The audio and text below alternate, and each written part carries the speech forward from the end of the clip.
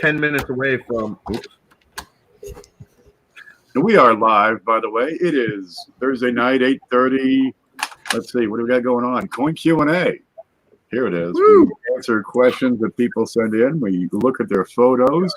Ideally, they put up that, look at that. Listen to it. They send in photos to checkmycoin@yahoo.com.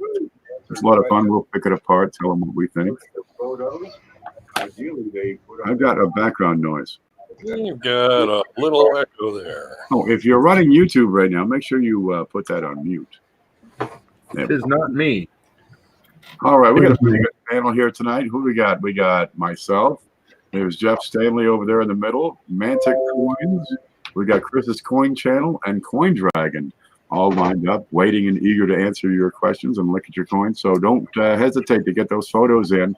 If you do send photos, make sure they're upright as best you can. Try to get the best focus, right? Also ask a particular question about, whatever that, draw our attention to that particular device or issue that you're wondering. Otherwise, we'll just stare and say, boy, I wish I had that. Okay, we got people filtering in. There's Liston, Spikehead Die Crack, Dodger 455. Chris Hurley's jumped in. All right, sure to be a good night. The Coin Roll Hunt Master. There he is. Yep. I don't know why he's not blind. Yep. We've almost done this for a year now. Crazy. Q&A. That's right. February will be the anniversary, won't it? Yeah, we've come a long way now that we got the StreamYard thing worked out. I agree. Johnny, Ezekiel, Randy Collins, everybody's coming in. Okay, make sure if you ever hear that this thing's coming up, you see it like on a Facebook group or Twitter, make sure you share those posts so we can get the word out what we're doing. And we do change week to week, so you got to check in on the Coin Q&A group on Facebook to find out who exactly is hosting it on a particular night.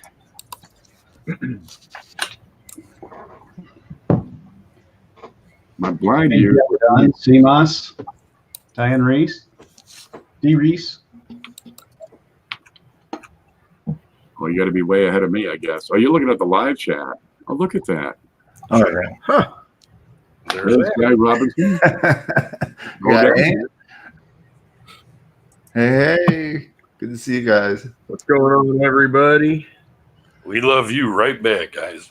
It's cracking. Now, while we're waiting for you to get those photos in, and where'd that go? I had a thing to show you. It's gone. Checkmycoin@yahoo.com is the email to send your pictures and questions. While we're waiting for that, I thought I'd pose a question to everybody here. Get some general discussion and hubbub going. See what we can get for an answer. Now, I gave you some exposure earlier, but who wants to start off? What does it mean when you tell somebody to do their homework? I could probably go. I'm ready. You All got right. it. I'm never ready. I took notes. All right. I'm gonna start with a real basic. All right. Know-how and understanding of and repeatedly do. All right. Those are the three basics. What we mean, or at least when I say you got to do your homework, those are the things. So know how to identify any coin. Know how to grade. All right. Those are the first two. Once you do that, learn the minting process. So understanding of was the second piece. And that's understanding the minting process. Go through it, repeat it, think about it, do thought exercises. I mean, Einstein would think about how he was shooting across the universe on a train, and he would come up with some crazy stuff. But you can think about, what if you were standing on the mint floor watching these things happen? Read Wexler's site, read anything you can, read about the minting process. There's some great websites out there. All right. So once you understand that, understand and read and understand the classes of double dies. All right. That way you can assimilate and identify quickly what type it is. It doesn't matter if you have a resource handy or not. You can look at it and then understand it. It's still tough. I struggle with it. You know, it's something you have to keep doing and keep doing and keep doing. Understand the difference between an error and a variety. I know there's some nuances there, but if you get a grip on understanding the difference, I think it's going to take you really far. And then repeatedly do was the third thing, and that is search coins. Look at lots of pictures. Just spend days going through Wexler's site and Variety Vista and Copper Coins and Bill Fiva's Cherry Picker's Guide and view coins, real nice coins on PCGS. They have wonderful. They have thousands of really nice photographs. Just scroll through them, look at them. So read about the coins that you have and get to know them. And again, go back to make sure you know how to identify any coin, knowing which reference you go to identify any particular coin if necessary. So that's just becomes your nature. I mean, that's it. And examine markers. Go deep into markers on coins. Understand that these are fingerprints for the die. And understand that these have a limited lifetime. They produce the variety that you see, and it'll help you identify those in the future. There you go. Those are mine. Wow. Okay. Kind of got them all. Thanks. Now we have nothing to talk about. Welcome to the Mantic Coin Hour.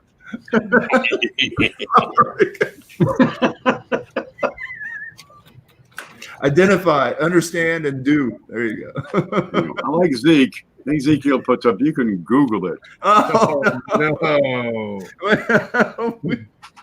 No, Yes, you seriously. can. Was he listening on that private chat earlier? I see all kinds of questions asked in these Facebook groups, and a 30-second search on Google honestly would answer a lot of these. Now, it's one thing that you try to go to a refined store such as a coin group on Facebook to ask your question to people who have some idea what's going on, and some folks don't know how to phrase a question in a way that makes sense. So Google can be kind of tricky to use that way. But honestly, if you're looking up, is this a large or small date on this penny? Just type in the date, large or small date, and a question mark, and press enter on Google. And let me tell you a lot of times what's going on. Just pick up the first 3 or 4 links and do a little bit of light reading. Just a topical search will oftentimes give you more information. But if nothing else, you got those references that Shay was talking about. You can bookmark them, get back to them. It's all about how much study time you put in. What do you want to add, Chris? Well, on the Google topic, it's kind of a sore subject for me when it comes to people saying just Google it in a coin group. I mean, I honestly believe the entire purpose of having a coin group is so people can ask questions. Granted, some questions do seem very, very obvious to most of us. So I see both sides of it, and it is complicated, but there's also another problem. When you Google something, let's say, what's the most popular question people have? What's my coin worth, right? So if they type that in Google, what is my 1982 penny worth? The first website they're going to get is Coin Trackers. And we all know that website is complete and utter garbage. And unfortunately, you can't trust all of your Google results either. And then you could also argue, well, there's plenty of people in the groups that are going to give bad information as well. So part of the responsibility ultimately falls on the person asking the question. When I started out, I asked questions too, and some of them may have been really stupid to some people, but I took all of the answers that I got from all the different people, and I used my own best judgment to figure out what was accurate and what wasn't. We talked earlier, and you'll get 10 people that tell somebody, no, I'm sorry, that coin is damaged, or it's common, it's machine doubling, whatever the answer may be. And then you have one person that will go against the grain and tell the person what they actually want to hear. And who do you think they're going to believe? They're going to believe the person that gives them the information they want to hear. So, the responsibility has to fall onto the person asking the question too. So it's very difficult to fix that problem online. I don't see any possible way to fix it. And I know everybody in this room probably administrates one or more groups, and these things are problems. There are people that are rude and just come right out and say, Google it, even if it is a valid question, an accurate question.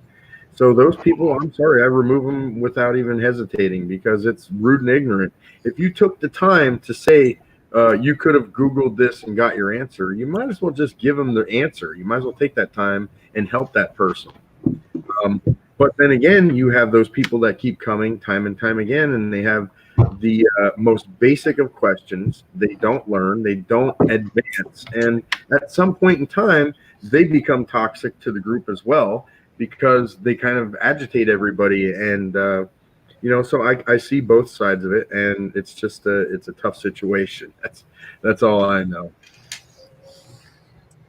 Well, one way to ease everything is if you ever answer a question, offer supporting evidence. Offer a link to an article or a video or a blog or a website or a book.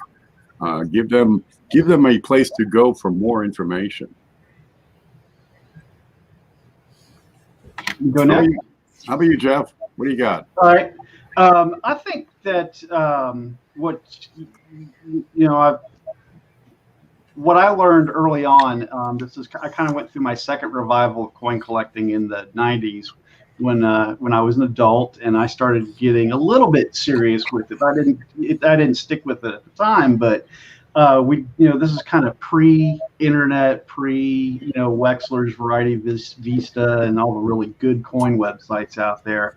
I bought books, and I wanted to learn how to grade coins, so I went out, and this is the book I got, A&A grading, with the photos in it. So that taught me how to grade circulated coins. I still struggle with uncirculated, and I'm actually going to take a class on that.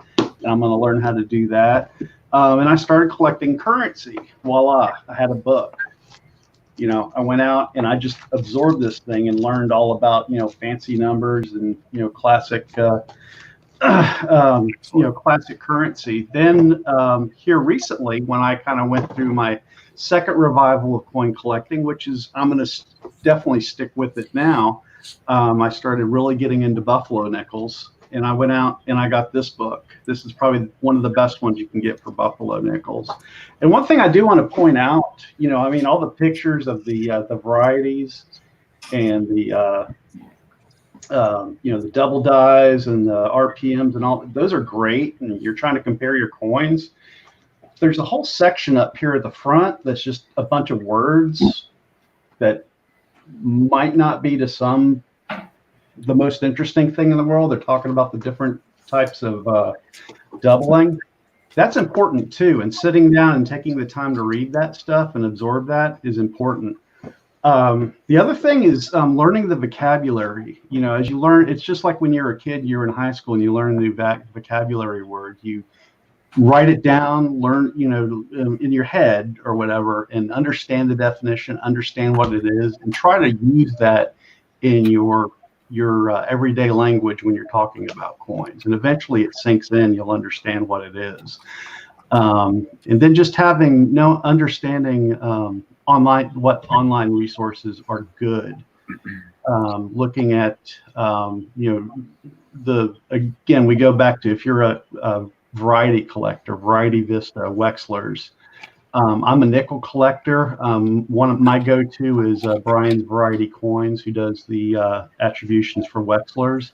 And then if you're into cents, certainly copper coins. And if you're into some of the other stuff, the Mad Die Clashes and Cuds for Coins, that's understanding what are the reliable resources. And that comes from asking questions. And then when it comes back to going back to just when you post questions, when you online on Facebook or whatever, accept the answer. You know, try to understand that people are taking their time out, and there's to answer that question, and the majority of the answers are going to be the right ones, not just the guy that's agreeing with you and saying that your coin's worth something. That's it. Very good. Frank is up. Wait, what? Where? Huh? Oh, okay. I don't know, man. It's a lot of the topics have been covered, and quite well and quite quickly here. My advice is you really got to just do it. You've got a coin roll hunt. You've got to get elbow deep into it. If you're going to start looking at things like double dies, which are kind of like, you know, next level collecting, there's finding a penny and putting it in a book or a dime or nickel or whatever. And then there's actual looking at stuff, diagnosing things, matching up die markers. All those you're going to need references, whether it be in print or online. You're going to need references. Probably the best ones have been mentioned, again, like Copper Coins or John Wexler's site for cents especially. And Brian Rybar, I believe his last name is, for the nickels. Yes. That's a great site, just like Jeff was talking about. And there's even like societies for seated Liberty coinage and stuff like that out there too, that are going to be great for whatever you're looking for. But again, if you're going to be doing examination, attributing, looking for double dies and everything, you've got to do the research, the reading. Keep it handy. If you have something weird that doesn't match anything that you can find, ask the question, put it aside. A couple of years down the road, maybe you'll be able to identify it, because I've had that problem a few times. Back when I first started collecting, around 95, 96, I think, is when I started getting into varieties and whatnot. I thought everything was doubled. I would see machine doubling and go, holy crow. When you first get that loop, everything is doubled. Exactly. And I took it to my LCS, and the guy explained to me machine doubling. And I was like, oh, I didn't know they could do that. So yeah, being able to explain it too can be challenging, depending on, you know, who's explaining it and who's listening. But yeah, people, do the research. Keep the references handy. Get in, look at some rolls. Yeah, pennies especially, they're not that expensive. You can get a ton of them for $25. It'll occupy you for hours, trust me. Unless you have a cat, in which case they'll get in front of them and distract you. And possibly they am. But yeah, just keep references handy. Get in there, get your elbows dirty, and that's it. Get your fingertips dirty. I've got one. Palms of your hands, yep. You get a ton of pennies for $3,120. I've got one no one mentioned. Are you sure you didn't mention it the first time, Shay? Yes. Yes. All right. So after you find and go to Ken Peavey's site and do and use his playlist to play back all the coin classes, you need to actively take notes, please. There you go. Actively take notes. I have folders. I could go back to just about any of Ken's coin classes in my folder and pull out information. I've made cue cards for myself that have things like the 88 and with the 89 reverse and 89 with the 88 reverse, the difference, you know, the 82 small and large dates, the you know, the chances of finding a copper 82D small date, I mean, all sorts of wonderful facts. And instead of having to go and watch the class for a third or fourth time, I just pull out my note and go, oh yeah, that's what it was. I have notepad files that I take during streams and stuff, and I think I have like my documents folder just cluttered with them. Like, oh, I gotta jot this down. Oh, I gotta jot this down. But yeah, same difference. I do that Believe with it or not. Microsoft OneNote.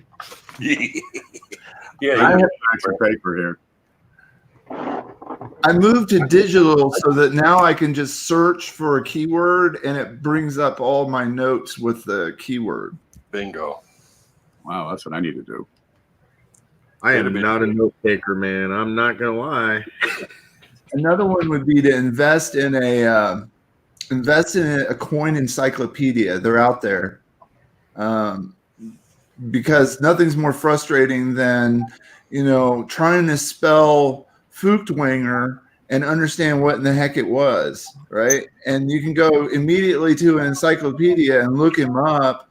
And is Feuchtwanger's silver really silver? Can anybody answer that question? I'd have to look that up. I'm sorry. what was No, most of it is not. But I will say there were copper patterns with silver centers in them, That's true. right? Yeah. What? And says, what you call it, Mama? Fupa. Hey, It's a fupa thing. I probably pronounced it wrong. The right way sounds horrible to Americans, but I've been saying he fuckwanger. was. There you go. UEC. Hey, it's a name. What are you gonna do? I don't know. It's a thing. It's a thing. Diddler. I'm sorry. Anyway. Oh, Liston's been paying attention to Ken. Ah. Yeah, Damn it. that's Your job to I've got prove it. another one I can throw in there real fast. Michael's got it.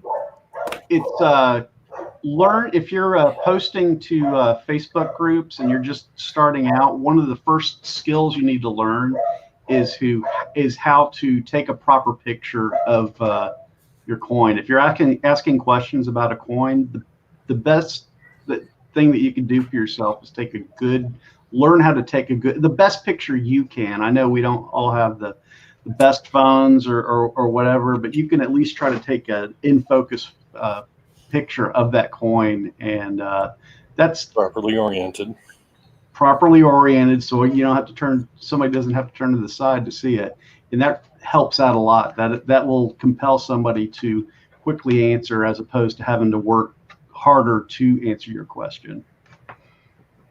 Great point. I think one of the best things you can also employ is patience. You're going to know if you have the passion to get into this hobby, learn patience, because you're going to learn more in the next 6 months or year than ever before. And you'll be better able to identify what's going on with your coin in 6 months or a year once you have more experience under your belt. One thing I'd like to add. I actually talked about the topic. I was on the Google kick, but I think when people say do your homework, what it means to me is, if you're trying to learn something, you want to look at multiple sources for your information. Did I freeze up? Oh, there we go.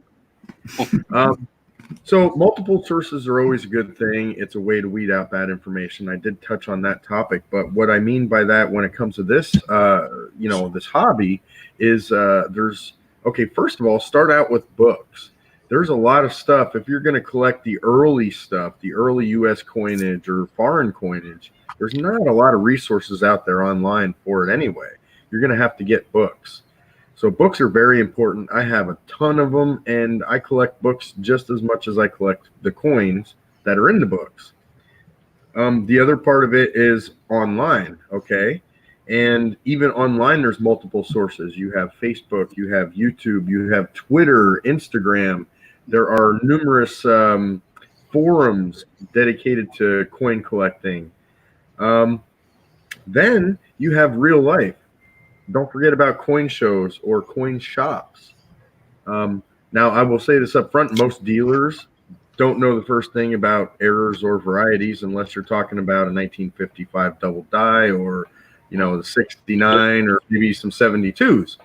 But other than that, they're not going to know much about it. I've purchased from dealers who were dubbed the error guy at the show, and I was teaching him stuff. So don't assume they know much about that kind of stuff, because it's a niche. It really is.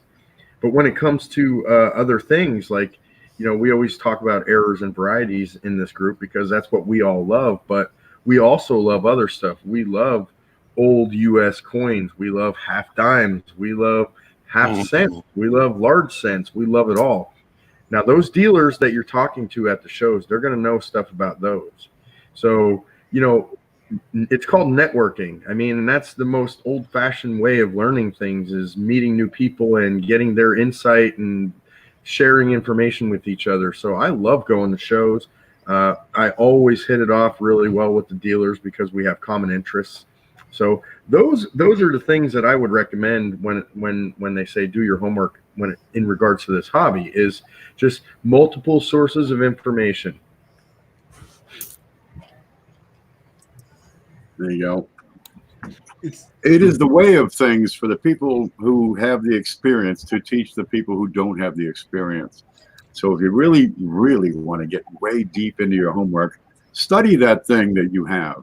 Figure out what it is, ask around, and once you have a really good handle on it, right? I mean, enough that it's not that you think you're right, but when you know you're wrong and can better explain it, get to a point where you're able to teach somebody else. Because once you have that ability, it organizes your thoughts, it organizes your thinking when you have to explain it. And stay humble.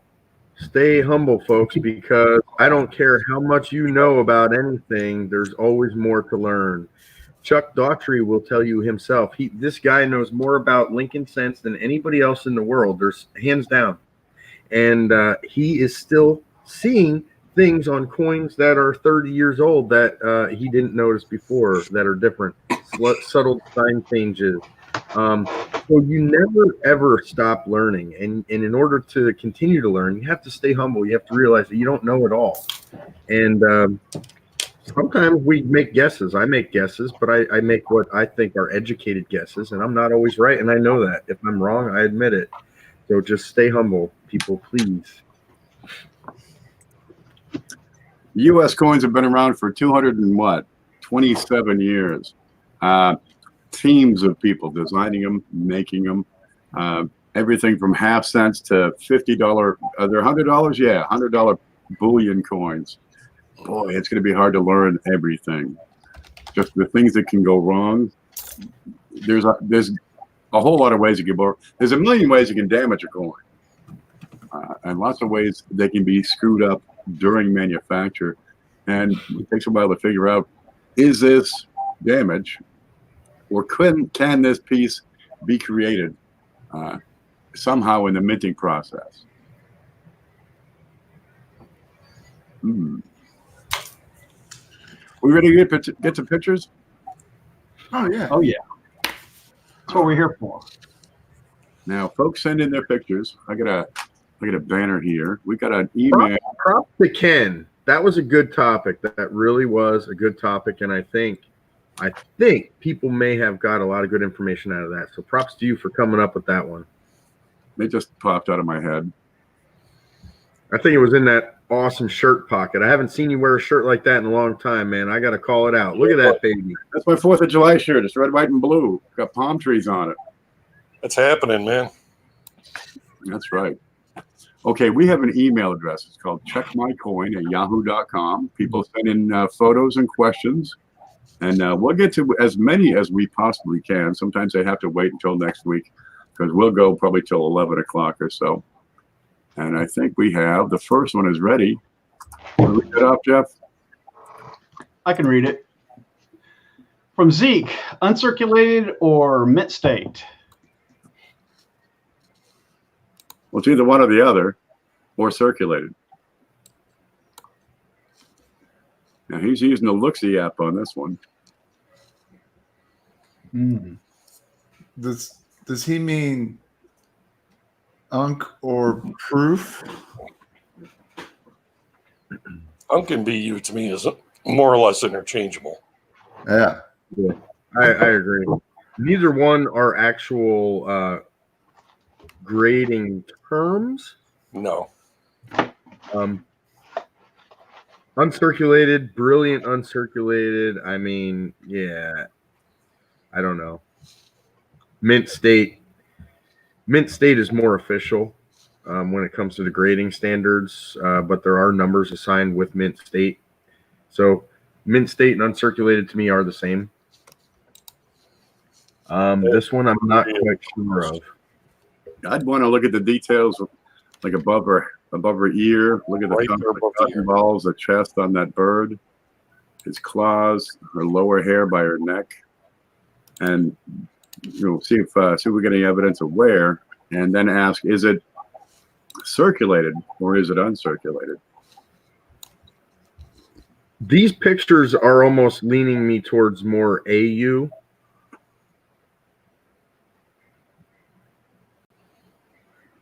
Mm-hmm. I'm seeing luster in the field, but looks gray on the devices, which leads me to believe there's a little bit of wear. Just I'm with you there, Jeff. Starting at the E in EPU on the obverse and going down and up on an angle towards her on her cheek, her neck, it definitely looks like a little bit of wear, but not much. Just light wear from handling, and that's why I would say more like AU. It's a nice coin. I mean, What's going on with the eye? Is there something there above it? Maybe a contact mark? Nope, just a little shadow. Looks good. A little bit of eyeshadow.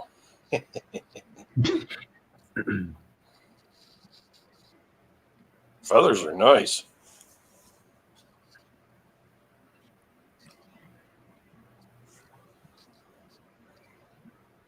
It's not a dig to see all the time either. From what I see, it looks sharp, but I think also, just a touch of wear, just the tiniest hint of wear. A whisper, if you will. All right. Well, there you go. Let me grab the next one here. Thank you for sending that in, Z. That's a gorgeous coin. You can't see us?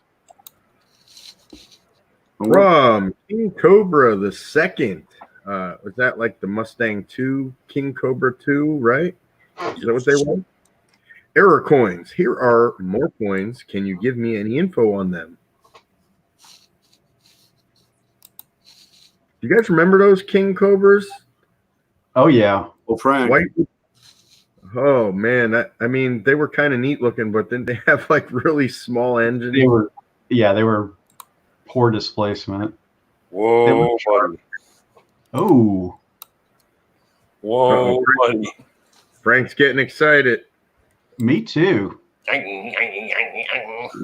one looks to be environmental damage. That looks like a wire brush. We've seen that one before, haven't we? I think we did see that one last week. Yeah. But the first two are woodies. It's a result of an alloy issue. Something didn't blend in right, or there's a higher concentration of zinc or tin. See that one there that looks damaged. I have a theory on those. I believe it was exposed to some sort of chemical, and at one time it was a woody. So the chemical was more corrosive to one part of the alloy than it was to the other. Does that make sense? Too. Oh, absolutely. Yeah. I've got an Indian headset like that, where it's eaten away and it looks three-dimensional. Yeah, it's almost like it was maybe possibly dipped in something, and part of the alloy just was more affected by the others. I'm right there with you, man. I think you're right. This one looks like it's just plain damaged. Yeah, that's definitely some sort of corrosion. That's roadkill. Oh, good. Oh. That's a darn shame. That one might have been a metal detecting find, because there's some deep, deep pitting in that coin that tells me it was in the ground for a long time. Right on, man. Holy crow. That one is also damaged. It would at first almost appear like a lamination, but then you can see the denticles in that indentation. So Far out. For the most part, your coin is going to be round. What Well, you got here at 2 o'clock, you've got some distension of the roundness. It's been misshaped. Making Liberty look like she's moving really fast. If the coin was struck in collar, it's going to be round. But there are some issues where, all right, something went wrong and the collar was stuck or blocked or broken, and you get these coins that are over round. Over under. Yeah, but this you've got that's a bit of a variegated edge. And looking at the distortion and damage here, yeah, that's roadkill. Looks like it was in that Memorex commercial. Zing. Well, it ain't live. Yeah. So we're gonna go with damage, except for these down here. For those gorgeous woods. Those are beautiful. I'm gonna.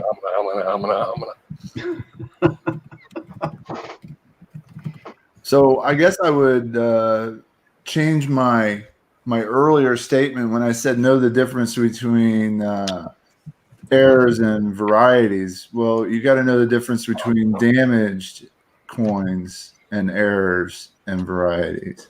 There you go. Yes, what can happen at the mint? Yeah. Yeah. And if you think about, how would this have happened at the mint versus how would this have happened at the mint? You got two different lines of thought to really try to explain it. That's How why would you explain this one as a mint error? that's right. That's right. Nowhere in the mint process, I don't, The problem with that is though, the people that are asking these questions don't know the minting process anyway. So that's right. It's hard to explain to someone on that level why it is not possible at the mint. And you're going to get those people that can argue, well, anything is possible. It may be rare, but anything is possible. I know, and we know that it is a controlled environment, and only so many things can happen. But some people are very adamant about that. Well, let's take a look at this. You see the O up there at 1 o'clock, the O from of, and then we got some metal that's lower than the O. Now, for metal to be lower on a coin, there has to be additional metal on the die. So how would that happen? If it's not, a big raise on the die, it would have to be something between the die and the planchet. Now, that's kind of tough. We got another line over there at 3 o'clock, a pretty deep one below that feather. Look Again, at how you have to have it is. a raised bit on the die for this to be a mint damage. If you had put all of these coins in front of me 10 years ago and asked me to pick out the damaged coin, I would have probably said all of them, thinking that those woodies were damaged.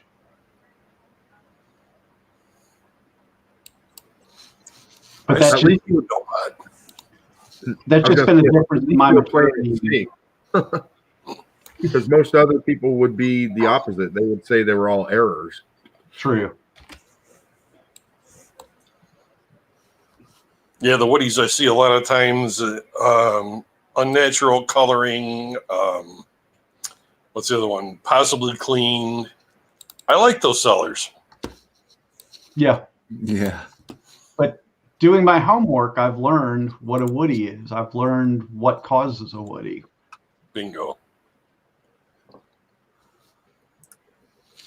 See, there is a mint process that will explain this coin, both of these. Yes. And that's an improper alloy mix. Material sourcing. It could be a problem with the strike, the way the coin is produced. It could be a problem with the planchet. All right. It could be a problem with the die that strikes the design. It could be a problem with the collar. There could be a problem with the way the coin is punched out from a sheet. Lowest bidder. You know, the government does contracts for various metals. Yeah. All right, let me grab the next one. I think it's ready. It's a long one to read, and I'm probably gonna no, I made it fit. Here we go. Okay, I've got one ready. From Joe M, a 1964 Washington quarter. Hello, guys. After researching master die markers, SMS markers, PCGS standards for attribution of an SMS, I'm left still a bit confused. As PCGS states, most 64 SMS quarters have been discovered with a proof-style rim, leaving one to believe that there are certainly some discovered with a business strike rim. I have a coin that matches markers with a 64 SMS and has a business-style rim. I've been able to separate what is master die markers versus SMS die. I'm certain this coin came from the SMS die, but was that die used for business strikes in the future? Oh, that is the question, isn't it? I'm going to try to include PCGS picks along with my picks for reference. Thank you for your help. Mm. Man, we talked about those SMS quarters for hours one night.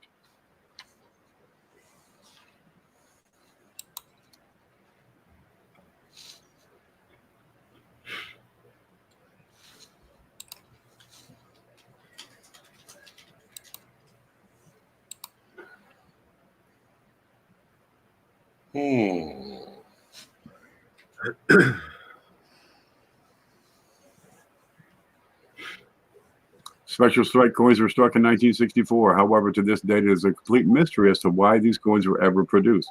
We were looking at how many girls were in Asa Adams sorority in college. Why did they come up with this many?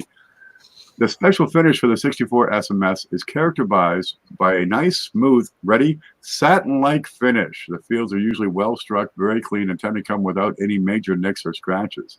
The edges for most SMS tend to be square and sharp. Rather proof-like then. Yeah, well, they're more satiny. But you'd have to look at all of the strikes because I think the nickel and the penny are not satiny, but the $half for sure is. The key thing to look for on these SMSs is a pedigree. Mm-hmm. That's the first thing to look for. Where did it come from? Because the chances of finding an SMS 1964 in pocket change is nil. But he's asking, were the dies later used for regular business strikes? That's a really good question. That one we can't answer.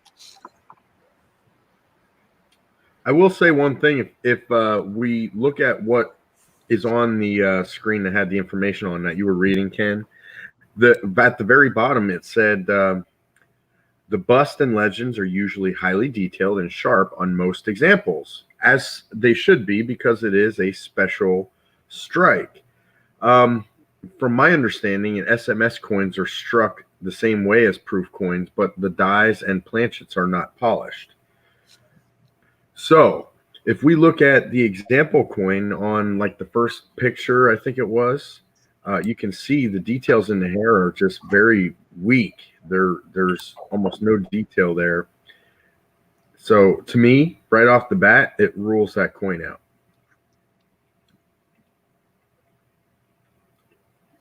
I don't see, there's details in the curl part of the hair on the bottom, but at the top of the head from the ear up, there's just no detail there.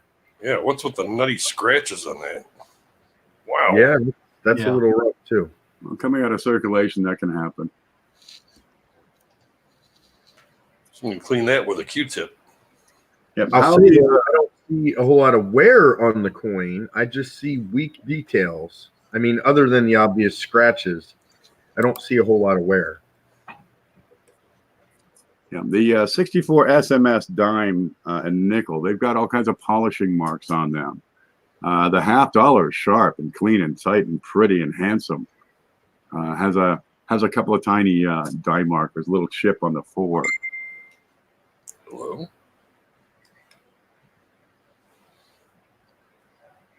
Linda's phone came to life, sorry. But why were they struck? Well, geez, the Mint is trying to get ready for, a production issue for 1965, 6, and 7 because, well, we got a coin shortage. And we're going to eliminate the proof strikes. And if they are, they want to be ready for it with a special mint set, with a special strike. But the SMSs of 65 through 67 are totally different from these 64 special strikes. Oh. Was it an experimental run? And what's her name supposedly got all of them. Yeah. The director. And all the examples came out of one particular seller, one particular coin dealer who claims to have got them from Asa Adams or from her safe, probably from her estate. Mm-hmm. Now, most of them are certified, but there's still some that are not certified. But you can trace the pedigree, the ownership of them back to the original dealer. Yeah, I would always question something like that, trying to see if you find one in circulation, only because of that. I mean, there, like you said, there should be some kind of pedigree, a trail. It would definitely be certified. I don't see it not being, especially at this point. There are some that don't have certification, but you do know it's in a special collection or held by somebody prominent in the industry. This looks like a PCGS shot. I could see the president having something like that. Yep. This is Something the cool. PCGS version. Oh, that's beautiful. And what happened to the dies that were used? We don't know. Were they pressed into service?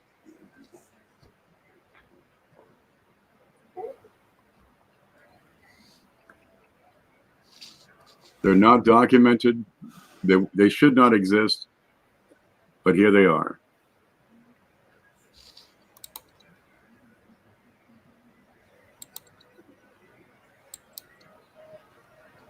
Now, that's his coin? Yes. Interesting. It's a little bit different, though. Not quite sharp enough. But that could be where. We got some polishing marks on the PCGS example.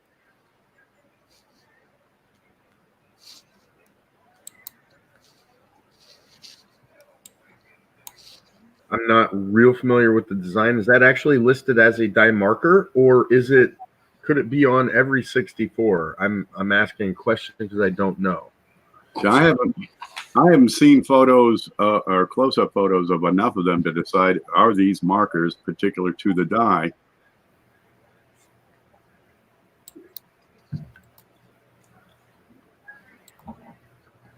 Let's see. 1964. SMS quarter. Die markers. We're going to Google it. Here you go.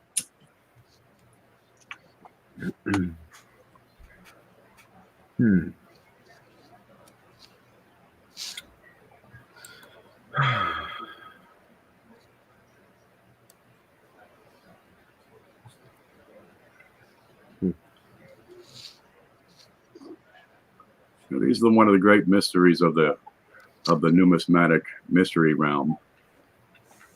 Unicorns, yes. I would definitely call that one a unicorn. It is a gorgeous coin. This is the kind of stuff The toning. that can initiate doing your homework. Ken and I have had countless discussions about these and others and what was going on at the mint and the director of the mint and when these coins came out. And I think I've seen on half dollars that they continue to use the similar dies on the reverse. Mm-hmm. But contemplating that, and then you go look at the SMS, and it's got circular lines from like lathe lines on it, and it doesn't match what I thought it did. So doing your homework is important, and also being able to talk to another collector is also important, because it It can shut down incorrect paths of thinking in order to get you in the right direction. Mm-hmm. And that's happened to me all the time. It happens every day. It happens every one of these shows. I learn something new. Now I got to go study more.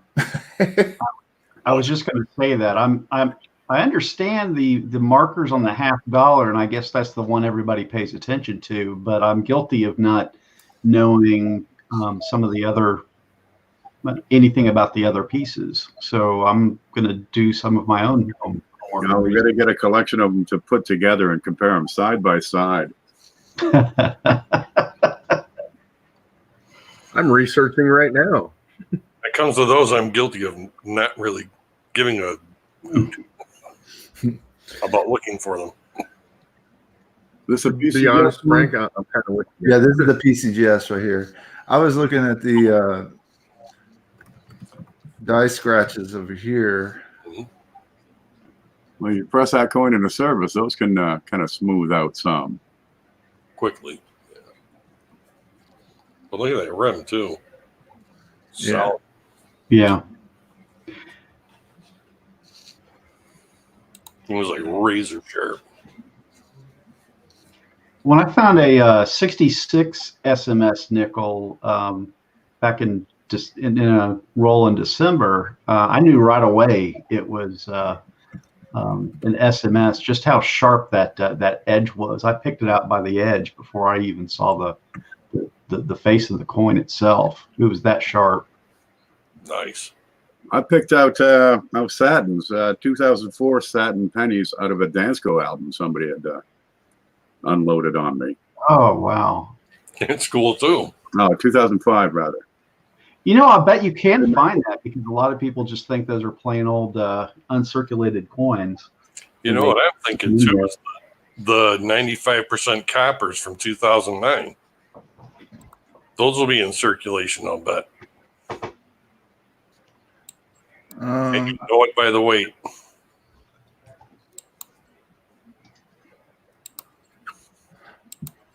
I don't think. Oh, sorry. Do I have one of the? I don't think I have a picture of his reverse with United in it. I could show you the PCGS one. Well, oh yeah, I see what you're talking about there.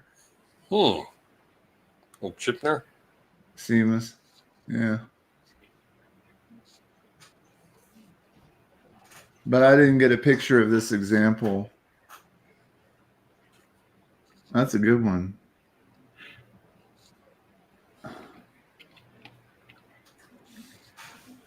Well, what do you guys think based on the images provided?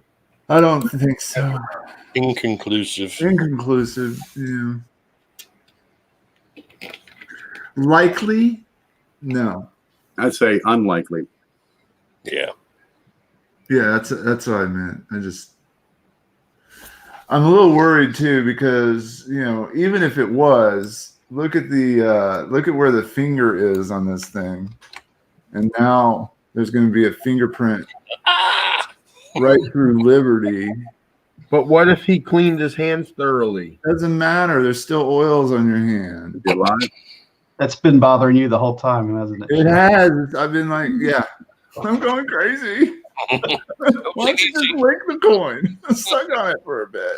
Give it to your kiddo to play with. Wow. All right. You got your vice grips? Yeah. Where's the vice? I got pliers. Channel locks.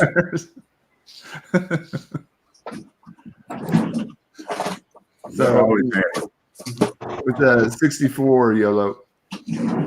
All right, let me grab the next question. But thank you, Joe, for sending that in. That's that's really it cool. was a good conversation starter, and I appreciate that and some good stuff. Hope we helped a little bit. Oh, there's Who's that? danger. Jeff Shumar was supposed to be here tonight.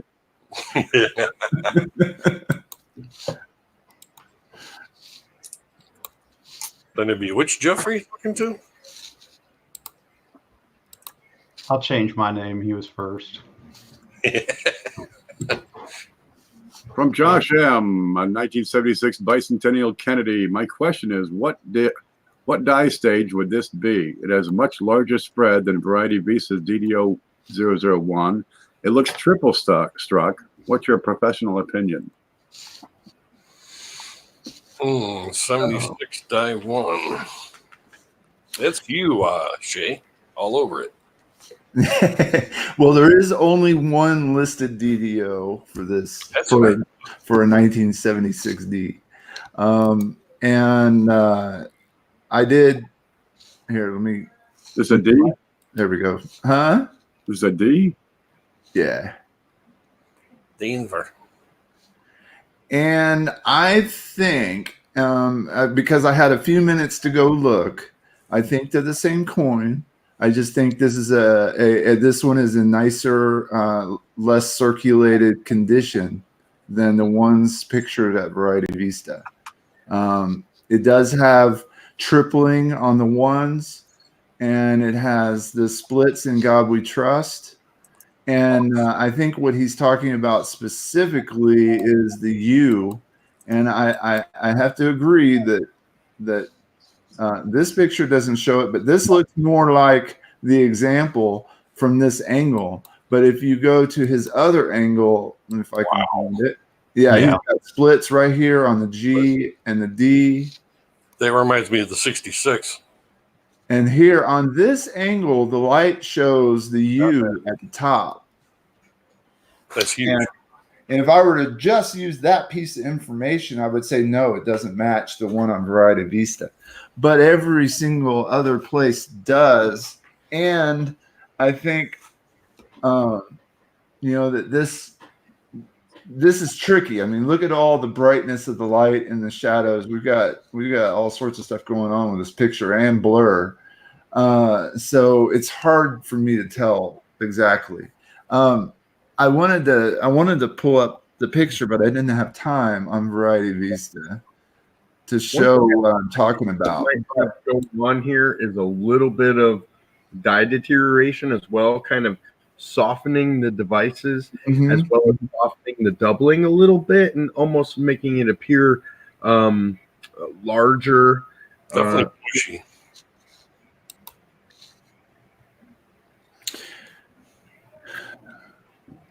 That's a nice one, though. I mean, yeah, clear split. You can't deny it. Yeah, I was able to get one of these off a dealer table in the junk silver bin just a couple of shows ago. So I was real happy about that. Finally getting myself an example because there's only one, right? Mm-hmm.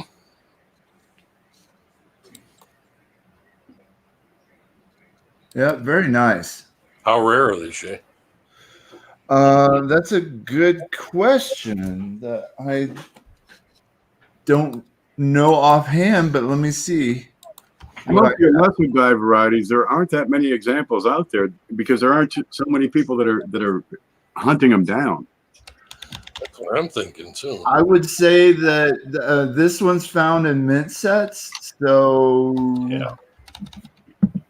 you could look at the population of mint sets, and of course, not everyone's going to have it. So, Yeah, the Cherry Pickers Guide provides a URS number, and I just don't have it handy. It's across. that's all right, man. It was just like a offhand question. Oh, Like if you knew. Oh, is this one in Cherry Pickers? I believe so. Let me see. Yeah, that's gigantic. Actually, no. I've got a Breen number, and I've got a Variety Vista number. Wait, yeah, and that's it. I don't have a Wexler number for it. So ripe for picking.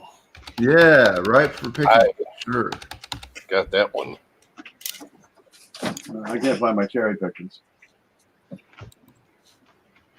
If I had a Fiva Stanton number, I'm pretty sure I would have written it down. And this one, I don't have one, so I don't think it's in there. Yeah. It's not in the pocket change book.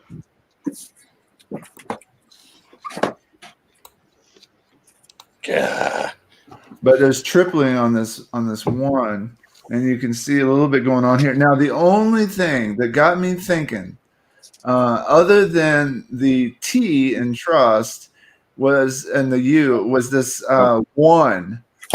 The Variety Vista one has the splits on the left side. That's not listed in the Cherry Pickers 4th edition. That should tell you something. Well, there's only a few hundred varieties of all those different coins in there. Yeah. And on the Kennedys alone, I've listed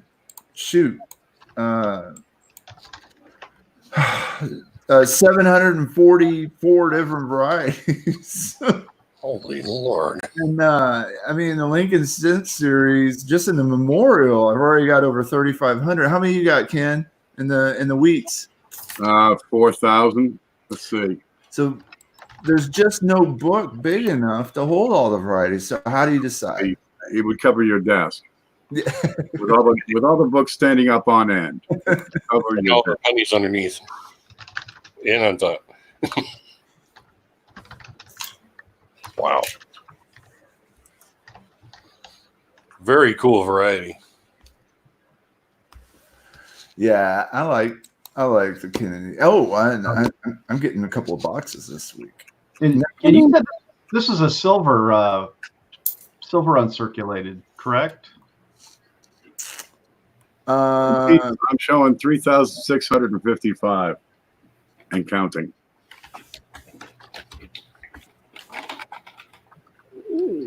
Let's see. I'll give you the answer in just a second. 76D. Can't be silver. I believe it's Oh clad. yeah, what am I thinking? Yeah. Yeah, it's clad. But I know why you asked that, because Shay said he picked one up in a silver junk bin. You're what- right. You're Yeah. right. You're right. You're absolutely right. He had on Shay.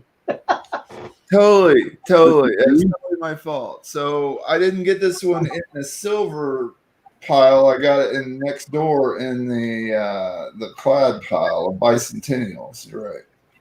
Awesome. That wouldn't be in a silver. Nope.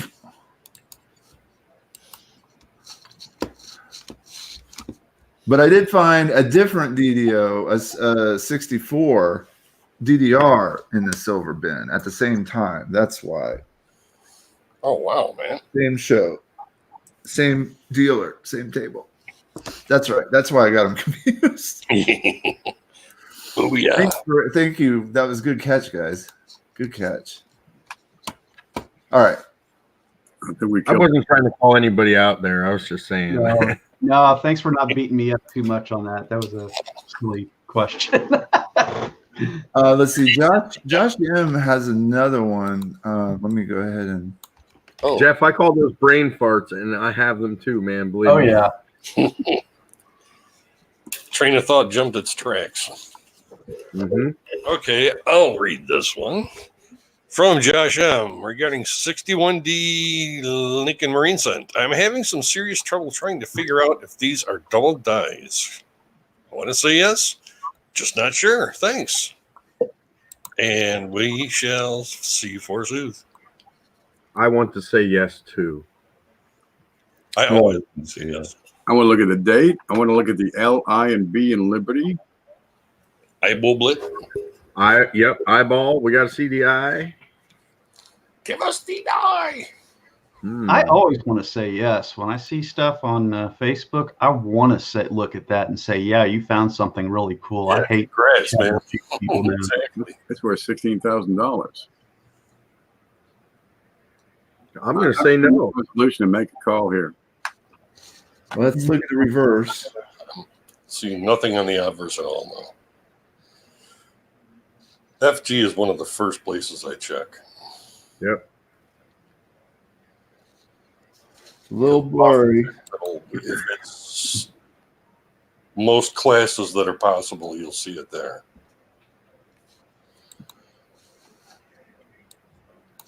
All right, and then there's some close-ups. I see something. Looks like Yeah, that's It look Those are horns. That's dye deterioration. yeah, it's also inside the R. ooh, that's like yeah. into the rim now. Yeah, that's deterioration. See some radial metal flow there a little bit. These are not doubled dyes. It's doing a T3. Hmm. You see the new one yet, Frank? No, I have The not. newest I'm one. looking forward to it. There's another Terminator movie. Yeah, I think maybe it's the last one. I don't know. No. They're starting to get like, the Friday the 13th movies now. It's like, Yeah. really? It's no. It'll be back. Dodger 455 has a Fort McHenry quarter, DDR or MD. I think MD, but it's really cool. Let's see it. Fort McHenry's got all that splashy fireworks. Yeah. Looks like amoebas. There's a MD. oh Well, yeah. Wow. yeah. That's MD. MD. There's too much of it. Huge MD. Usually when you see it all over the place like that, that's usually a sure sign it's MD. He's right. It is cool looking though. Look It at is. look at the shadow lines and how thick they are where you don't see the doubling. And then you got steps, which kind of shows that there's not that much relief where there is doubling. That's Yeah. where the design's supposed to be. So, but you do want to look in the windows. You do want to look on the roof line, and you do want to look on the flag because each of those comes with similar MD amounts in different places here. So, don't just look in the in the starburst here. You want to look in the places where the doubling is really known to be. Does anybody have a picture? If you look at Wexler 1 through 6 or so, you'll see what I mean. Let me grab a link.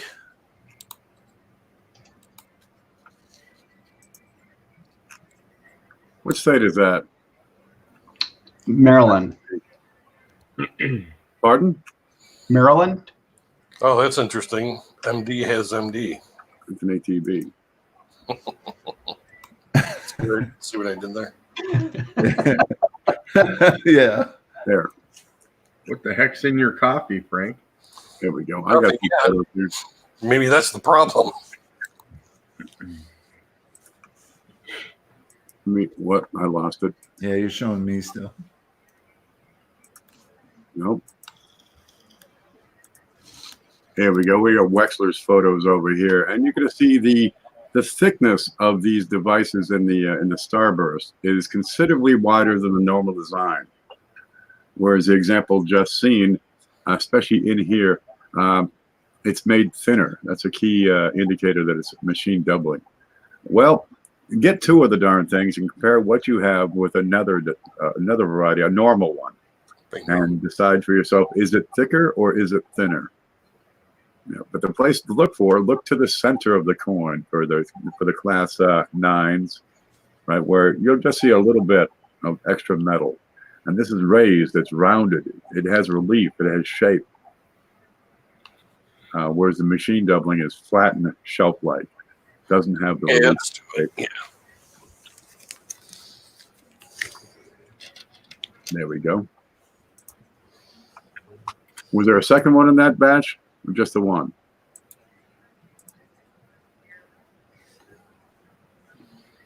No, those He are didn't made. have a separate flag, did he? Very similar. Unless it is the same one.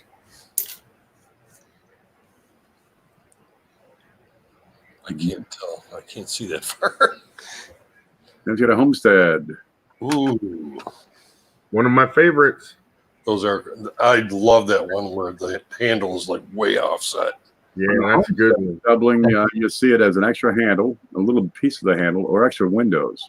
SJ. There we go. We got an Bingo. extra window. Yeah, that's definitely it. Oh yeah. Homesteads and Harper's Ferry are my hunting grounds for. That's extra metal. See, the shadow line is so much thicker at the bottom. It's got relief to it.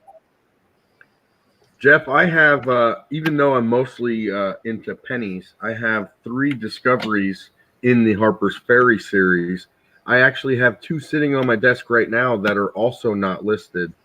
Wow. So one day I'll send them in. I've found some of yours, Chris. Oh, did you? Yes, I have. I've got a 95 double die reverse that Lincoln that's not listed that I still have to send in. Like an extra pump handle.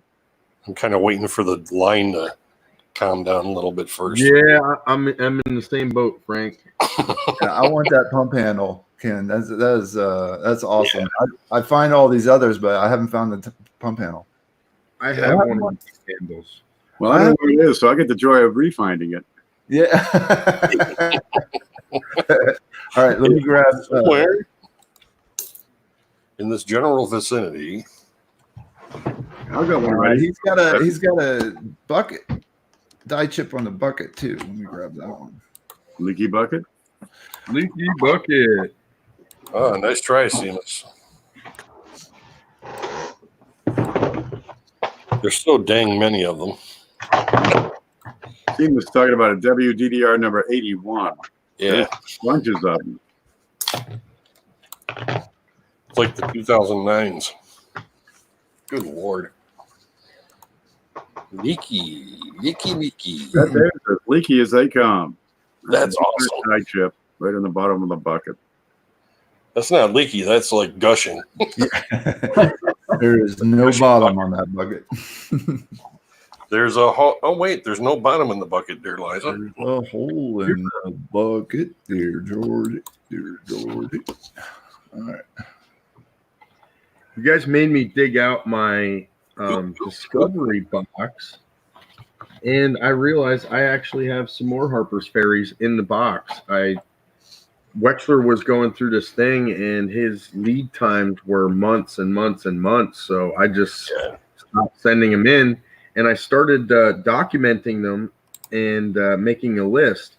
So I have like a little stack here. This is A through S, and I have them all listed with where I see the doubling and whatever. Those are ready to ship out.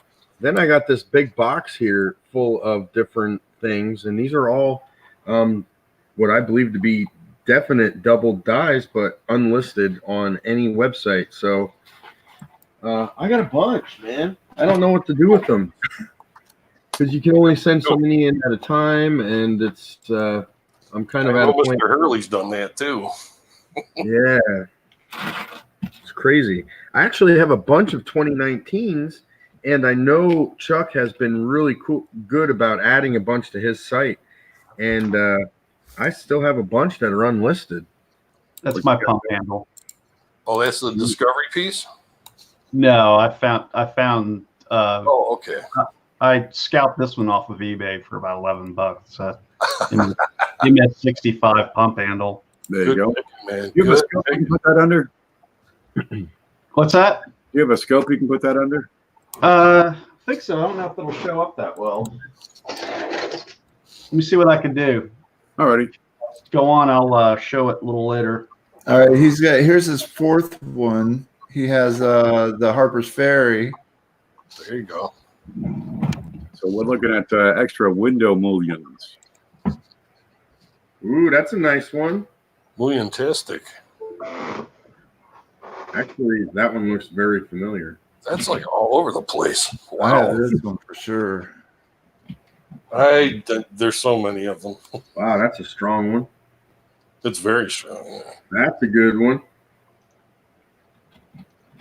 I love these things, man. Yeah, me too. Right down the middle. Look at that. That's an odd one. You see the one that's right down the middle? It's Far off. impossible to get that as MD because the shift is so extreme. That's crazy, man.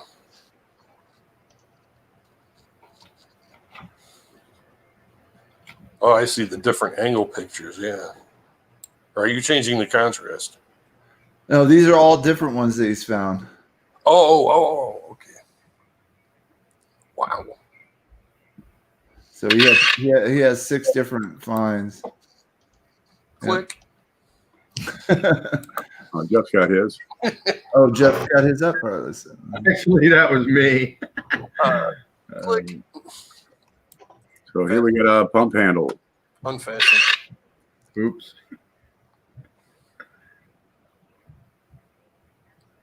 Ooh. On the right side window, third one down. Yeah, ginormous, man.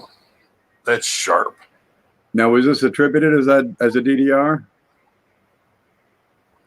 Look how sharp Yeah. that is. Yeah, it's a NGC, so it's a VP001. That is pretty sexy. That looks like it came right off of the freaking coining chamber. Yeah. I Yeah, have the beautiful. other one that is minor. Look at that. It's gorgeous.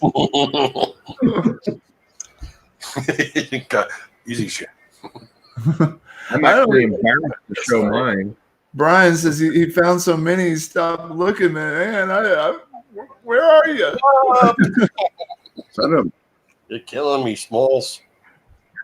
I could find thousands of these, and I would figure out a way to hold on to them. Yep.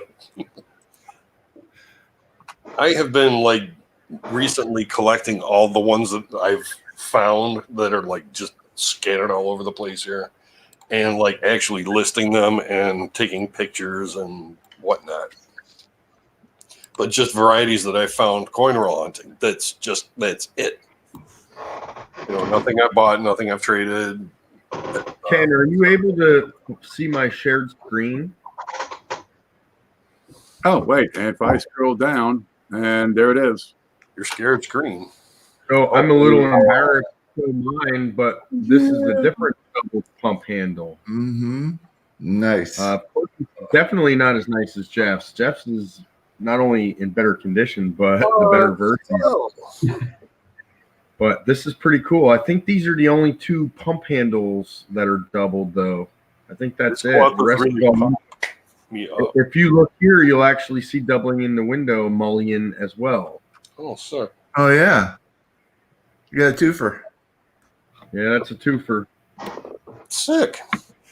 And then I do have another one. It's only the window mullion. Oh, Those are the only 2 homesteads I have. Amanda found a huge die. I guess it's the snow on the roof, but it was covering the entire roof. It was amazing. Oh, wow. What do you got here, Jeff? The blizzard. This is another variant of a pump handle. This one might be a little tough to see. I can see it off to the top of it. Kind of like Chris's, but different. Yeah. Yeah. Yeah, it's just kind of, it's one of those Wexler's best ofs. I didn't realize there were 3 different ones. At least. Yeah, that's Yeah. cool. Yeah, I've got that in one of my fancy 2x2s, so it's not, so it's through plastic, so it's not the best. Oh, yeah. Yeah, it's always fun to try to do that. JT, I did say that I have a bunch of 2019 DDOs. Yeah. The most comprehensive resource for viewing them online, though, I believe, is Copper Coins. Yep. You've been finding a bunch of them. There we go. We got the one with the pump handle in the window. That's number 4, WDDR number 4, best up. And you got the one Chris showed is DDR number 5. Right up here, and the doubling extends over to both windows. Can you make your can you be front and center? Yeah, I was going to say exhibit Not there, yourself. huh? I see. There we go. Back. Okay, here we go. The one in the window right there, WDDR number 4. First one we looked at. That is so awesome. Yep, we have the one Chris showed where the pump handle goes across the top and actually meets both windows, and you have the doubling inside. You see that extra bit? This is the normal size of the window, so this metal is into the window. If this was MD, it would be cutting into the mullion. And let's see, there was another here. Here's where the swoop goes upward. And that last one, let's see if we can find that one. Well, I think an idea of how many are out there. There's lots of them. I think you scrolled by one, Ken, too, that almost seemed like. Go to the last one you showed. Oh, right there. Go down one. Keep going. Right there. Okay, that's damage. Scroll back up. It was damage that was in the same curvature as the pump handle. Right here? Yeah. That's You were scrolling quick, so it looked like one, but okay. all right. And let's find that last one that Jeff just had. The last one I can remember. Give me just a second.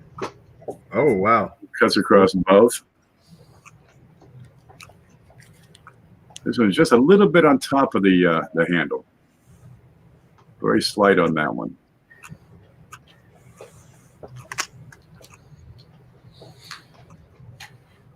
There you go. It's 121. Wait till I finish my Saratoga. Slight. Oh, there's a bunches of them. Yeah, there's a whole nother page link at the bottom. Oh, good. Pick the darn things out. We'll be doing this for a while, huh? That one. The takeaway here for everybody is that homesteads require extra examination. They are rich with these things, and some of them are really, really nice. Get my good ones over. I posted the link so you can go and inspect those in your own spare time. As Now that we looked at 363 examples of that double die, we're going to move on to the next question. Well, just remember the listings at Wexler. Once you determine that your coin is not listed there, then go over to Variety Vista. He has another 100 or more, I think, 140 Yes. or something. just because one attributor has it listed doesn't mean another one does. That's right. They all have listings that none of the other attributors have. Sometimes they cross-reference them. Sometimes the cross-references don't line up. Oh, man. Well, you gotta see the 71D I just pulled out of a roll. What you got here? Richard B. 96D wide AM. No. Wait, what? Possible. It's a 96 wham. Nothing to compare to. Well, there is a long story behind that coin, isn't there? Yep. The 96 wham has been debunked. It's never been confirmed. It was claimed, but never proven. Yeah, So it's one of those mystical purple unicorns people are hunting for. That's not the FG that you would see on a wide AM. For the wide AM, you'd want to see a little horizontal bar, a little tail. The bottom of the G will be round, and it'll be closer to the memorial. Also, you'd have to check out the distance between the A and the two T's and states. That's a little closer to the right. So the markers and indicators are not here. What you have is probably more likely a slightly weak strike, which will add a little bit of space in between the A and the M. But that's too close. If you can measure it, it'll be what? What do we come up with? 0.1 millimeters is the space. It should be as wide as the leg of the M. Yes. Yeah. Yeah. Left wide. Got a little crackaroony there or something too. So the first thing is flip it over and look at the date. Now, if you can find a 96 with a wide AM, Possible oh man, you got something, because it'll be the first one known. ever. Yeah. Exactly. Yeah. First There's one. plenty of reference. Like people talk about having one, but Yeah, meanwhile, you get the red book with the listing for a 96 wham. That's the wrong FG. Mm-hmm. So the thing, it's the straight G, like the 88s, right? That's the close AM design. That's what it should be. Okay. Let's see. I got one ready if you want it. Yeah, I think it is your turn. Let me see if I can get this to work. Let's see, I gotta go here. Click on that. Pull up the screen, and there we go. Can we see it? Because I can't see if we can see it without I change my view. Cut off on the left-hand side. There we There go. Is it my turn to read? Yeah. Okay, the last one tonight is wanting your thoughts on the grade of this 1908S. In my opinion, it is in very fine condition. I would like your thoughts, trying to decide if I should get it graded or put it in my book. Thanks again, D. Reese. Grading through pictures is so There it is. Ooh. 1908. Little ding on the side over here. more or less Possibly fun. clean. Most of Liberty. I don't have diamonds. Get a little worn on the necklace. What was his guesstimate? He said VF. VF. I think this one would get a details grade. On the rim.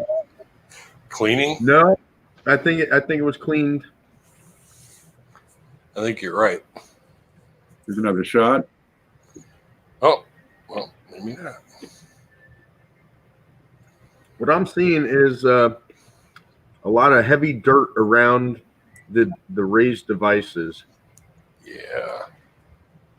Now, in some cases, that happens naturally from circulation wear, but if you look at the real tight spots, like in between United States and the rim, you still have that dirt only around the raised devices and not on the flat fields. It just screams to me that it was cleaned at some point in time. I got to agree. That And one. they did a terrible job of cleaning it. Yeah. And but let me not downplay this coin. This is a good coin, and I would definitely put it in my album. Yeah. I would proudly display that in my album. VF. Liberty looks a little bit too merged with the headband, to me, anyways. I'm not, the world's greatest Indian headset grader. I give it a lower end VF. Like a 20. Hair. I got plenty of Liberty. I got lots of detail in the feathers.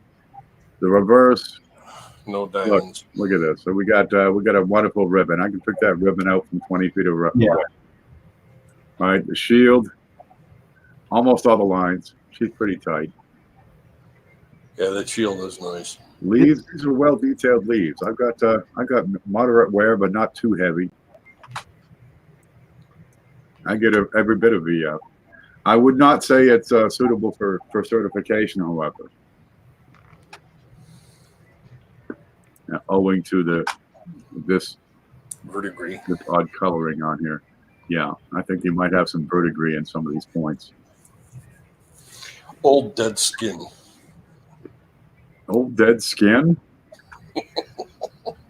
Alrighty. People handling it all the years. Yeah. Well, you know what? That. I want to touch on something Ant said. Can you go back to that other obverse picture with the natural color? Queen natural. Oh yeah. Okay.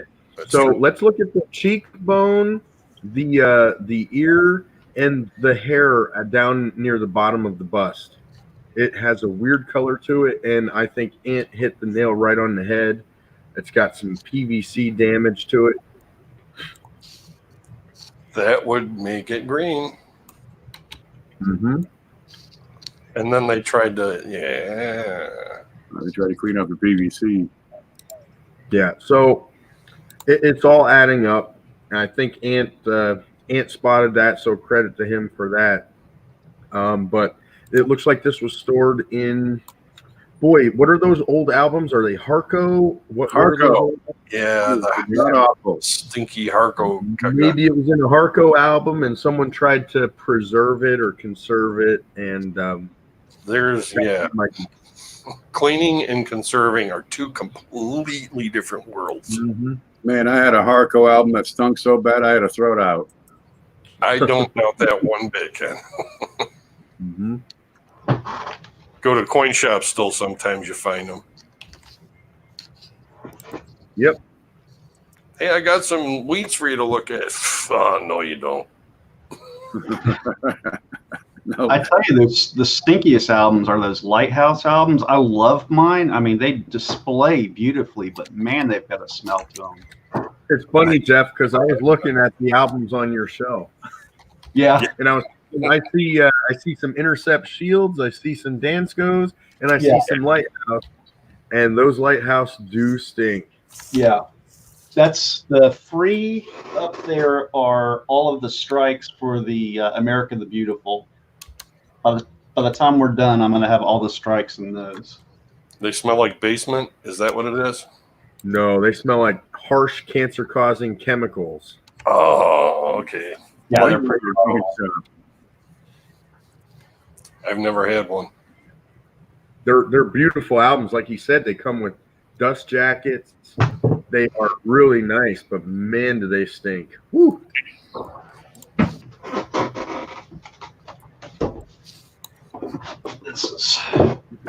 Take a look at it. This is what it looks like. It's kind of thick, looks like an old book. Oh, that there you go, right on. What's that? Is that Corinthian leather? No, it's not the rich cut Right. It's leather. And then it's got little shield there. And this is the one I've relabeled for the proofs and silver proof. Ooh, nice. Jeff, I'm disappointed. Oh, no, I'm not. I see it. I was just going to say, did you take out those clear little plastic protectors in between each page? They're No, there. That's Good the man. there, Good man. There's your source for Yeah. the stink. That's soft. So I'm gonna put this back because I'm getting a headache.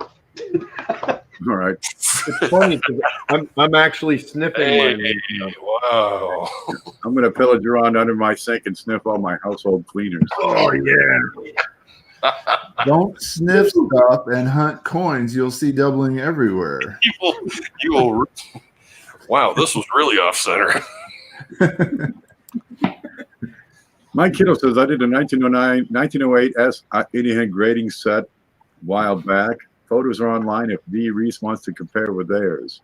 There you go. There you go, D. Reese. Get with Mike Kittle. MKRC. Next up from D. Reese, the 1941 Jefferson DDR. First one for tonight. We did them out of order. I took a third one. First one tonight is a 1941 Jefferson nickel. I'm fairly confident it's a DDO. Was it a DDO or DDR? But this is a very worn coin, so the issue I'm having is trying to find die markers to attribute it. Is it a DDO? Any thoughts on markers that I might be missing? How do you attribute a coin that this worn if die markers are not evident? Nope. I'm going to answer that last question, and I'm going to tell you right now that there are going to be times when you just cannot attribute the coin. If it's too worn out and you can't find the die markers and it's a minor double die, I don't really know of any way to confirm. Yeah, and that's an example right there. Yeah, once you get to fine or lower, you really start to lose most of your die markers. And sometimes you just obliterate any indicator that's even a double die or a variety. Obliterate. I'm going to call this one deterioration anyway. Yeah, big time. Excuse me.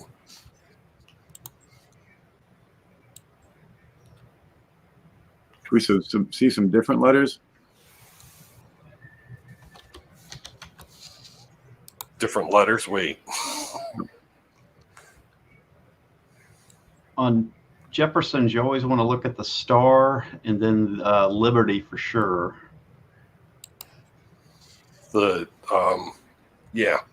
serifs. And we got the ring of death on top of his head. Big time. That poor coin. Almost scalped him. For sure. Let's see that. There's so much deterioration. It's and I think that's kind of just beat up on the back and kind of made the devices look thicker. That can flatten with the letters. Yeah. I'm not able to find any indicators that it's a double die. Yeah. Even if it was to be hard to discern.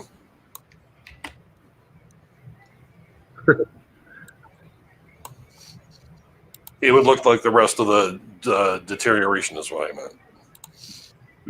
I always enjoy seeing Jeffersons, though. Nice catch, though. You got this one, Jeff? No, I don't. Okay, from D. Reeves from 1941. The next one I have is this 1941 that I would like to know if it's a DDR. The extra line to the left of the memorial is what I'm focusing on. The die cracks at the bottom just seem to be good die markers if it is a DDR.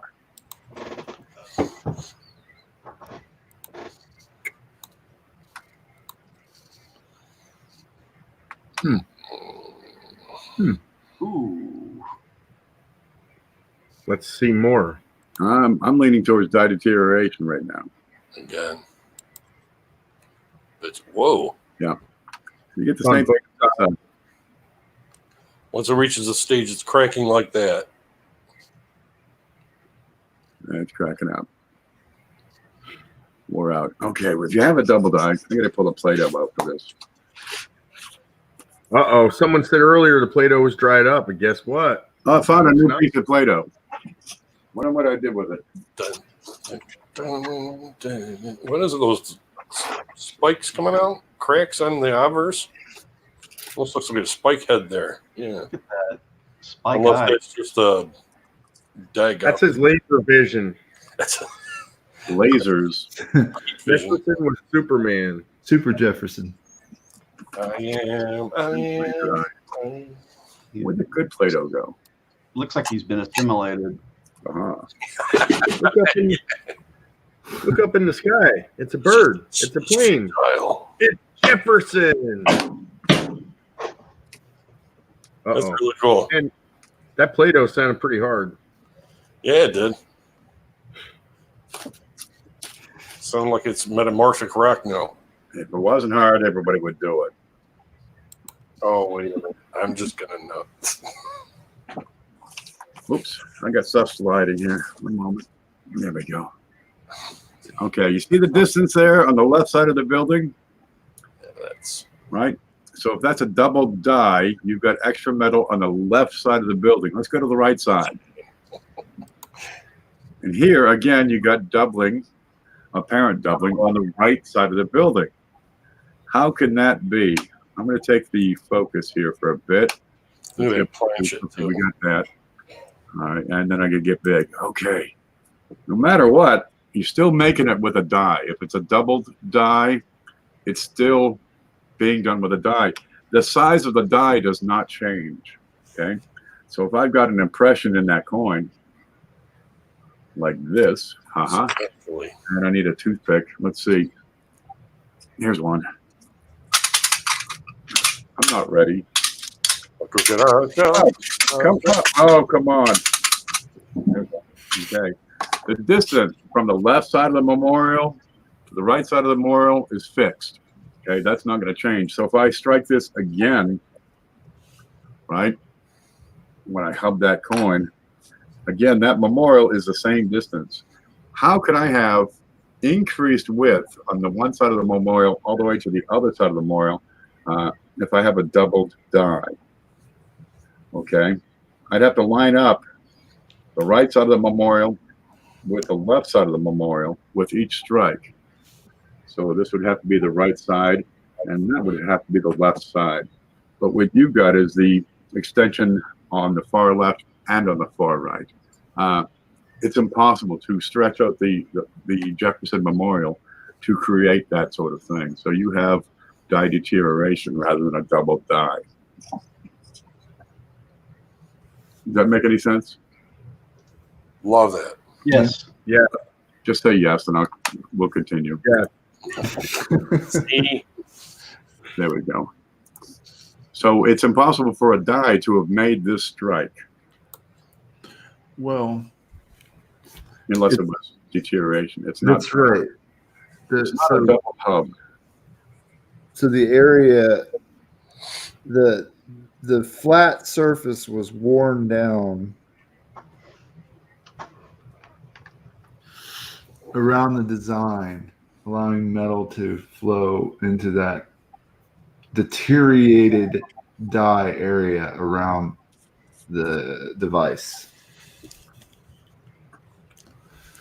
All right. And as the more the more you hit the more coins that are produced, right, the more damage done to the die, if that's not obvious. Exactly. The things are just hammering and hammering and hammering. Yeah. Eventually they wear out.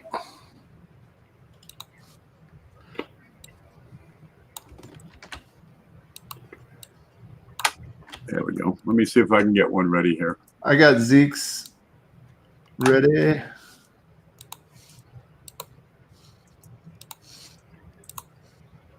Wow, look at them all. From Zeke R, 1978 D quarter. This is the last week that looked to be MD. Okay, so this was sent to us last week. I went further into depth with a higher magnification. Just want your opinion and what you think about if it's still MD or something else. It has broken metal above the E in states. Thanks. How could you read that? It hurt my eyes. I'm like full screen and I'm like on my TV squinting there. That would have been awesome.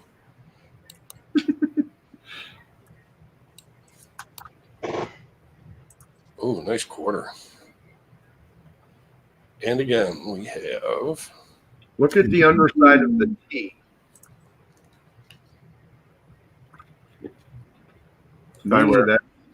See how crazy that wears? Die wear, yeah. You can see it under the E, under the T, and under the S, Mm-hmm. and the O.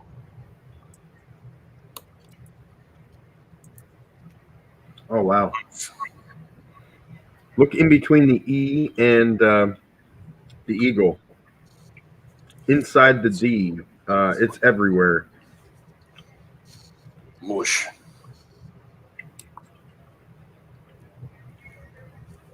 Wow, to the right side of the S. Inside the curl of the S. Everywhere. Yep. It does weird things to the metal. Dye deterioration. Those of you who worked in machine shops know what it's like. Kudos on the pictures here, by the way. Yeah. Very much so. Good detail. That almost mimics serif separation at the bottom there, too. Easily mistaken for a nudge. Mm-hmm. So we didn't change our answer. Yep. Sorry about that. The condition's nice on a if that's pulled from circulation. Mm-hmm. Oh, that reminds me. Oh One no. thing I do want to touch on, I'm glad you said that, Jeff. A lot of people get confused with like the dye state and the condition of the actual coin itself. So you can have a brilliant uncirculated coin that was struck by a heavily worn dye. So the coin's going to look nice until you start looking at it closely like this, and then you're going to start to see all of the deterioration. It's part of the reason why when they say when you're grading to not go too heavy with the magnification, otherwise you'll probably undergrade. Usually 7x is recommended.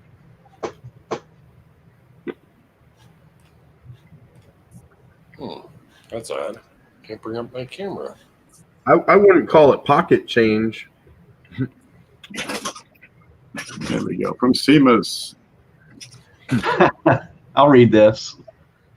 Oh, go ahead, Ken. You were reading. If you hated crappy quarters, you'll hate these.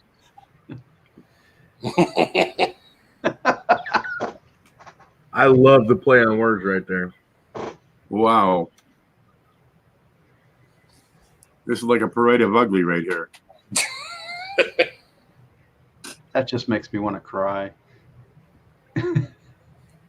There's a shiny one.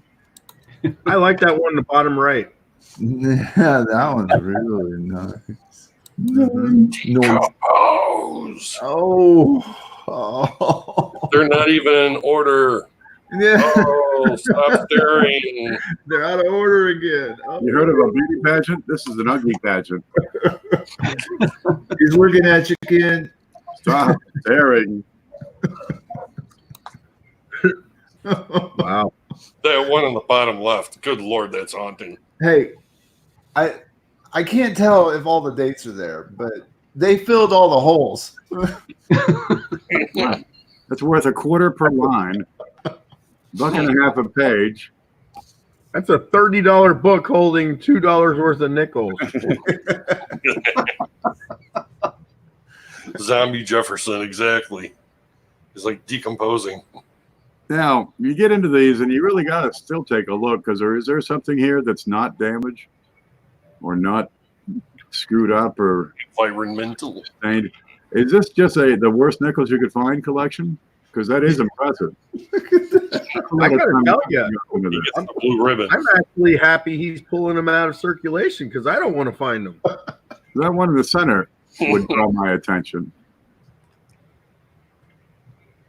No rim. You think it's an electrical box punch out? Maybe, yeah. Maybe. Yeah. It looks like it's been, Yeah. looks like it's been forced in there. It's just, you know. Nice. Oh boy.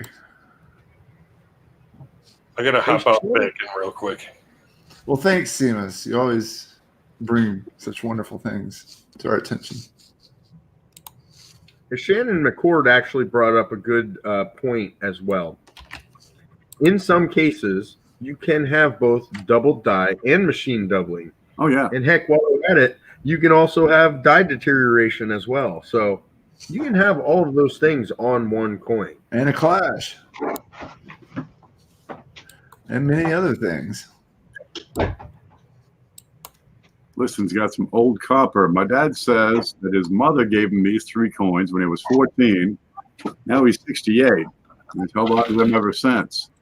I know the wheat is an improper alloy. I don't know much about the large center of the Flying Eagle. My question is, what would you value these at individually? And do you think anything noteworthy as far as varieties? Thanks for looking. Much appreciated.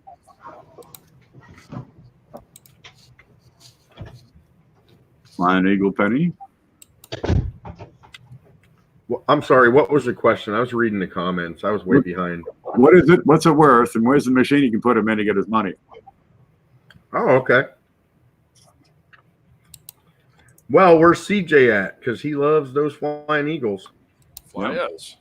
Oh, there's a largie. That's a nice largie right there, but it's a shame for that. Fingerprints. Shay, look at those prints, man. Oh my God. Frank, I have moved on. Buddy. Frank, hold on to your seat. Oh my God. That's nutty, dude. What's that date? 26? 36. 36. Wow, Back up for that's DP. nice for a 36. That's good crosshatch. Don't see a lot of those like that in 36. Check that I one just for picked up DD. a 53. 50s are really tough to find, Woody. And you'll never see one like that. No. The 36 has wonderful contrast, great coverage, and excellent coarseness. That's good for a few bucks. And bi-directional, too. I'd want to get a better look at the details on that. Me too. And the reverse. That's a few That's a bucks. nice, Nice grouping of fish. I'll be looking for some doubling on those puppies. You can find them. You know what you're missing out of that pile is an Indian head. You need an Indian head in that group. Oh, 2-cent piece was missing. There's No. These are all 1 cent coins. Billy. I know. That's why I like the odd stuff. Is there a date on the large? A date on this one, 1845. 1845. Seen it halftime. Let me pull that up on. Halftime. Mr. Subliminal. 3-cent piece. Yeah, really. Wait a minute. 3-cent nickel. Yeah. Not for that. Okay, 1845 in XF Plus on half. Numbers is saying $84 for XF. Yeah. Wow. We're gonna look at that. We're gonna look at those marks. That's gonna take off some value. Ouch. Those are pretty. Those are noticeable marks across the head there. That's still a slamming condition. The rim That's pretty right. good. You get a little tick up there, 1 o'clock. Lethal Mini up there. In the let's see, 10 o'clock star. There's a touch of bird. Cook. Uh-huh. You get the back on that. Other 10 o'clock. Yeah, Now the back looks neat and tidy. sure does. Nice. Little mark below cent. And then And what's that white hoozy there? I think that's going to be that's bearable. yeah. But the only thing hurting you is that that gash across the head. I'd say this is upwards of $60. It's a cool flyer. Where the heck is Shumar at? You know, Yeah, good question. in here. He might be working man right now. Well, it's after 10. Maybe not. A weak reverse is kind of standard on what is 1 cent on these. Yeah. I don't see much distracting. This is probably $25-$30 on that one. Agreed. Dave? Those things have shot up in price over the last couple of years. Like They wow. have to. Man, I got my first one for like $5. Yep. You know, in like 1982. Wow. And it was about like this. 82, I was busy collecting other things. Ex-girlfriends? Yeah, exactly. You want to High school, man. Yeah, that's a decent example. What else? So we got what, over $120 total, maybe? Yeah. According to my calculations. And yes. Priceless story, though. Yeah. You know, anything that you can hang on to from generation to generation is special, right? It's priceless. It's really tough these days, too. Get to your grandson when he turns 14. That's right. Exactly. Get one of those 1908S Indian heads and throw it in that pile too. Let's see, 50 years. Yeah, he got that penny when it was about 110, 115 years old. You know, what coin would you give your kid? That one right there. That's the one that's going to grow the hardest and the fastest. The large cent's pretty good, but it's got the gash in it. The Woody's kind of handy, you know. Oh, yeah. But I can't quite give it I can't call it VF. My 36 is nowhere near that contrasting. And not everybody's in the market for these, but That's there why are. it's going to be hard to find. There aren't that many of those surviving. Frank, Yeah. You know, read the comment. 2 dates you're going to get. All right. Oh wow, Frank. Yeah, did you read that? Wait a minute.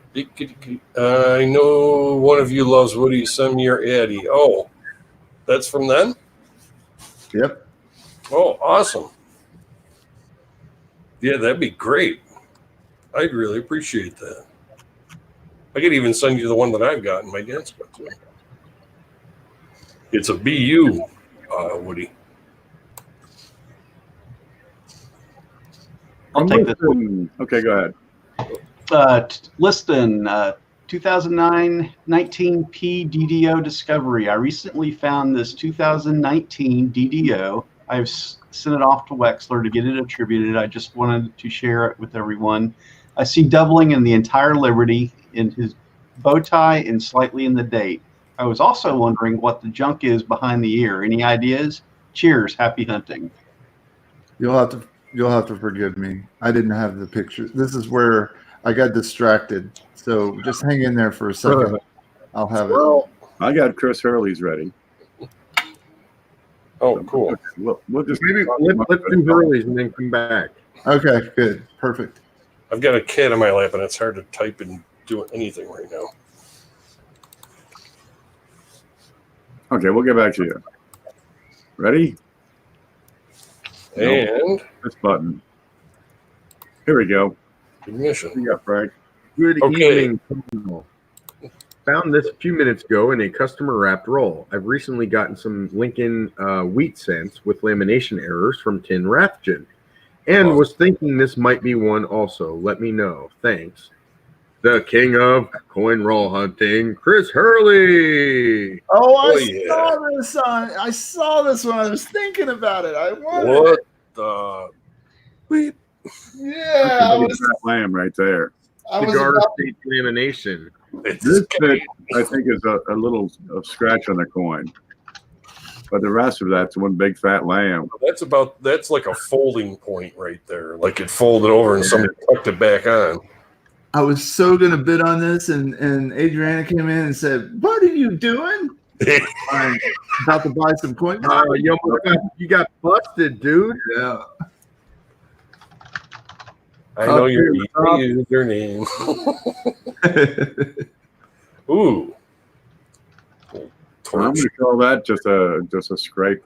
Damage. Yeah, it's just a schmackaroonie. Oh, you found this one tonight? Because he has one just like it up there. See how the metal's deformed? That's a scrape. That goes across. That starts up here, comes down, scrapes, and turns. And I'm going to say that this is pushed up metal. This is a bit of damage here. Very nice find. He's been in a fire. Yeah, now I've got to go back and look because there's one just like it on his site on Got Coins, Facebook. Where are you? That's the same sort of thing that results in woodies, except the metal coloration is not so bad. And well, the alloy just isn't sticking to itself all that well, and it kind of peels up. More horizontal than vertical. You don't usually get them quite this big.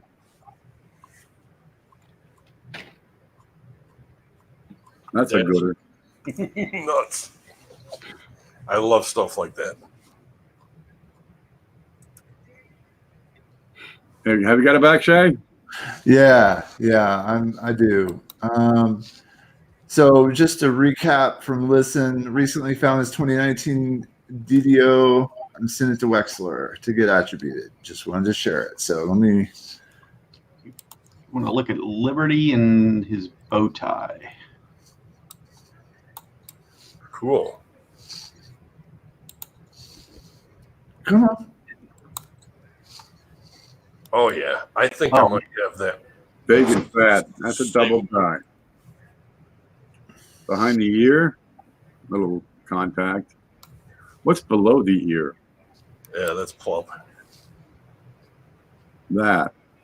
It's a little knot. Part of his hair. Yeah, that's his hair. Behind there.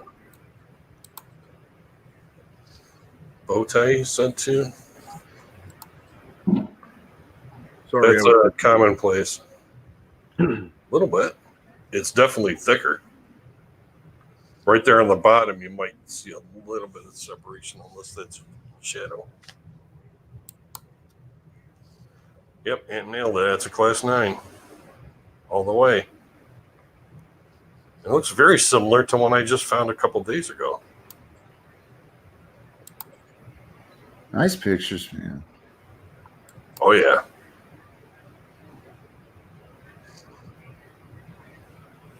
Yeah, the Y is usually the dead giveaway. One's thicker than the other.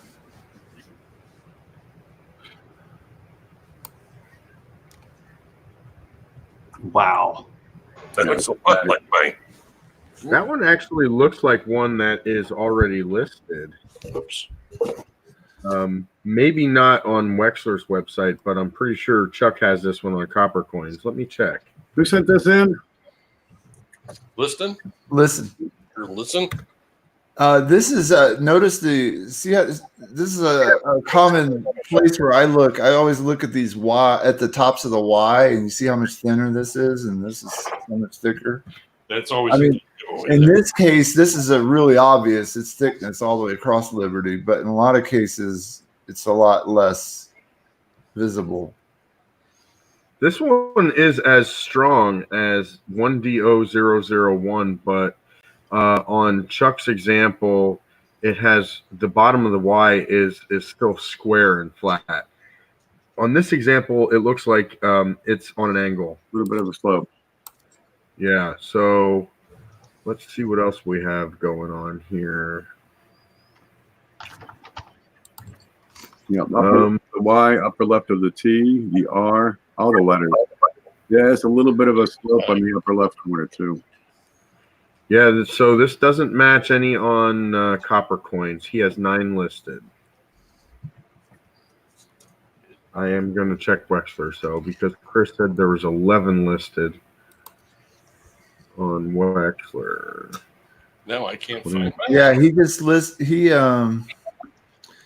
listed WDDO 8 through 11 just on January 3rd.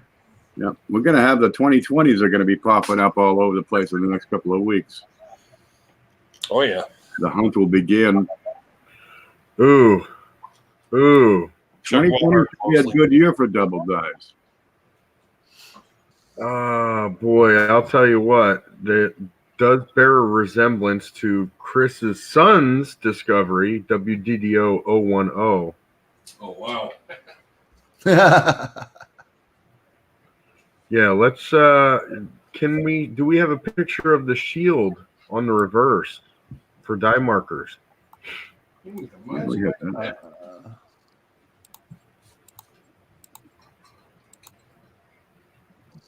Okay. So right above the gap between the R and I, there is a little tiny die chip, and up on the top of the shield there. I'm not seeing it on this coin. Those aren't always deal breakers for me. That's the one that I found, his discovery then. Number 10. Yeah. Yeah. So can I see Liberty again, please? Sorry to make you do all this clicking. Liberty bibbity. Well, boy, I'm going to say it's very close, but I don't think it's a match.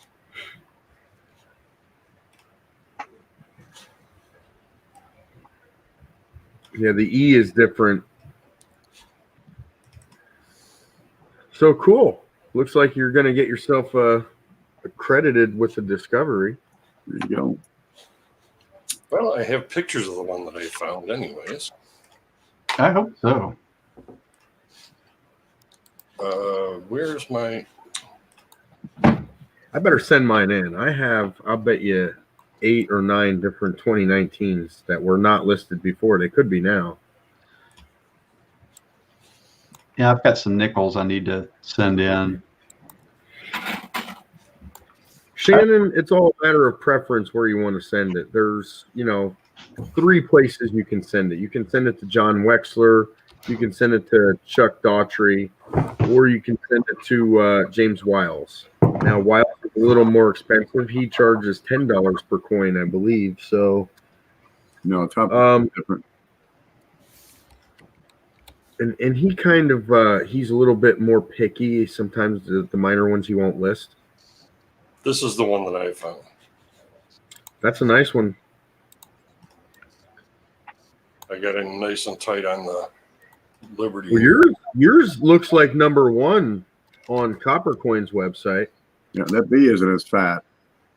Yeah, yours I believe is 1DO001, Frank. That Y looks like a match. You got The whole thing is just ginormous. Yeah, I look at the date. two's fat. O's a little squished. 0, I mean. And there's the focal length shots. Copper Coins is not accepting submissions at this time. Oh, darn it. Boom. But yeah, that's the one that I found. That's a nice one, Frank. It's a peach. Thanks, dude. There's CJ. Wow, I'm going to shut down 100 windows. What's up, CJ? I'll read the next one if my microphone works. Oh, it's working. I can't see it. It's too small. CJ, you missed the flyer.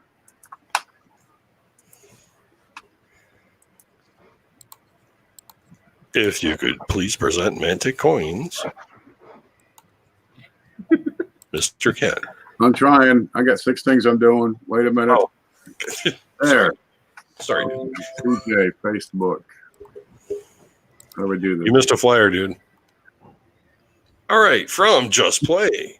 Regarding Dime 2019 DDR, what is this beside the torch? Is this a double die? It isn't only any other. It isn't like any others I've seen. Also, can you please tell me what is on my San Antonio quarters? Is this a lamination error? So we have a dime and a quarter. Interesting. MD. Oh, big time. Yep. Oh, Sure. Stretched right in. I was hoping that was going to be one of those class 9s on the bands. And look on the oak leaf, too. It's okay. I made the same mistake and sent it to Wexler, and he's, of course, promptly sent it back MD.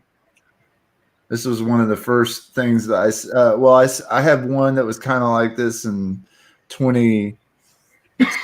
It was brand new in 2017 when I sent it, and it was my first attempt to identify a double die. And That's very deceptive looking, though. yeah. Let's take a look at that quarter. Chipperoo. Gotcha. Oh, I got my microphone upside down. That doesn't help.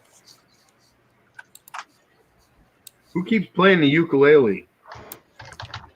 I don't know. Who keeps playing the ukulele? Does anybody else hear that every once in a while? Yeah, it does sound like a ukulele. You're frightening your fellow panelists here. No, I'm not the only one that heard it. Now, come on. That goes back to the question I was asked last week. Am I drunk and high?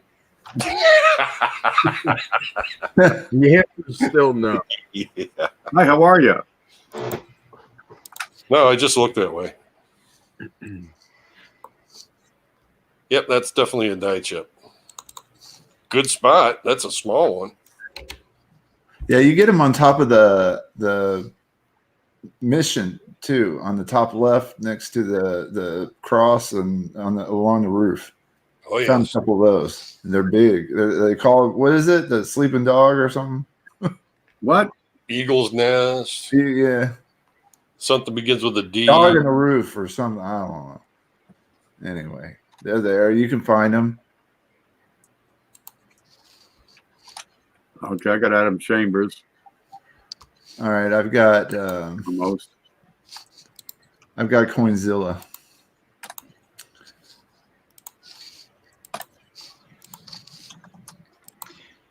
You want me to read it? Yes, please. Yeah. From Coinzilla, 1972 double die adverse 008.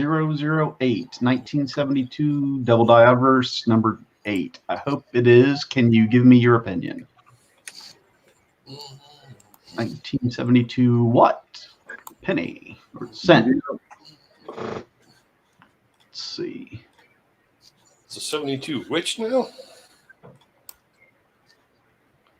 72D? There you go. Oh, P. No, that's definitely a double die. I don't think it's 8. Go with 3. Yep. 3. I've seen that one more than enough times now. Those get confused so often too, and it's really easy to do. You just gotta watch the direction.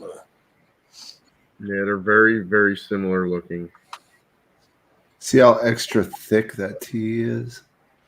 Counterclockwise versus clockwise. That is a nice example, though.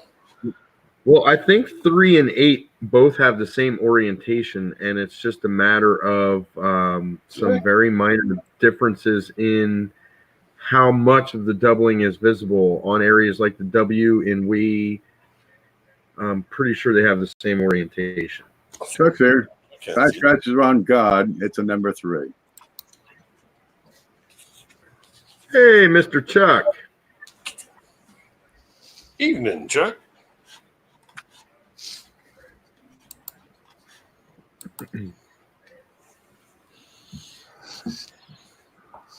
It's a keeper. Oh, yeah.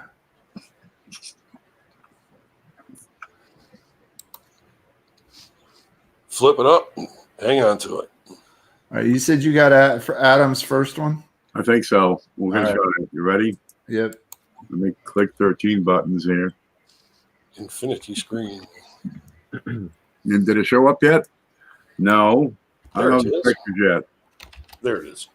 From Adam Chambers. Good evening, panel. I found this coin in a roll several years ago. This coin has some interesting strike-throughs all over the coin. Almost looks spool-like. Both sides of the coin and on the rim. It's very uniform in the same shape on all indents. Ideas? Maybe metal parts from the machinery? Okay, one moment. I didn't get the pictures. There it You is. had one job. You did the same thing I did. I'm going to click this button and then put this. Ready? There it comes. Of course, Kenzie wants to play fetch now. Here we go. Okay, there, that. Ooh.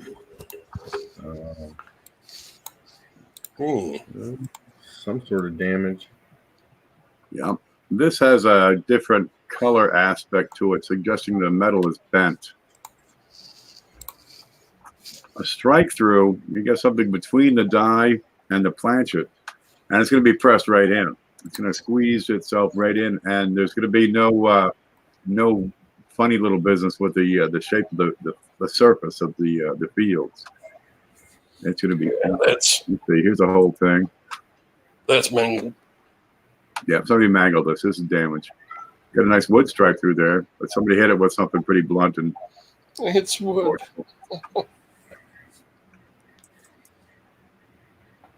Watch it be a double die number 1 too. Yeah, that's what I'm looking for. Be like, no. Those ones, they're deceptive looking there. The reverse is obvious. Yeah, that's been hammered. Oh, yeah.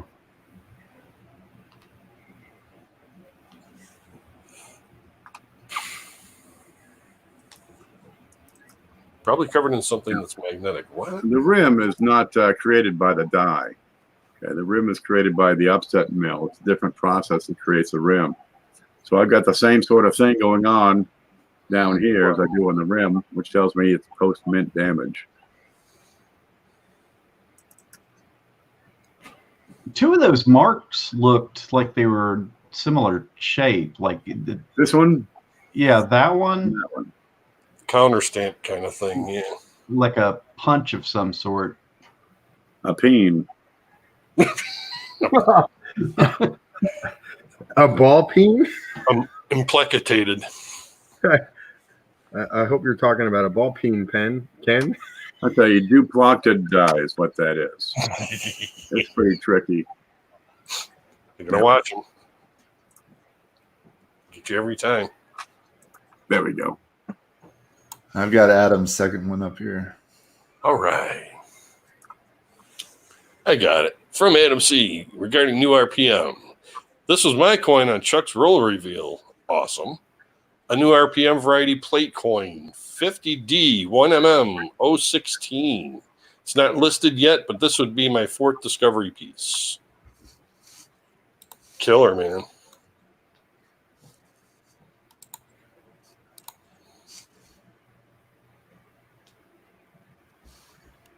Oh, yeah. Upper serifs is split. That's a new one, apparently. Yeah. Yeah. You can see something inside yeah. the loop D, too.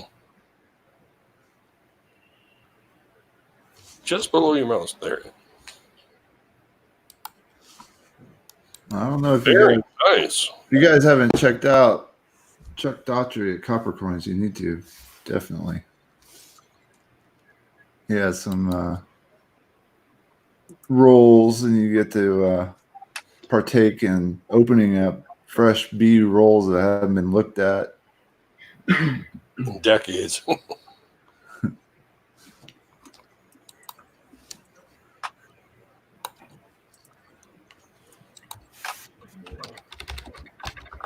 I got cherry awards. Well, working on What it. is that going up towards the 9 there? That just might be the light, I guess. Well, if you look at it at a certain angle, Frank, it almost looks like there's two little tiny die gouges, or maybe the beginning of die cracks coming off. One on the very tip of the 9, and Okay. one shortly above that. But I do see what you're seeing there. Mm-hmm. Definitely markers.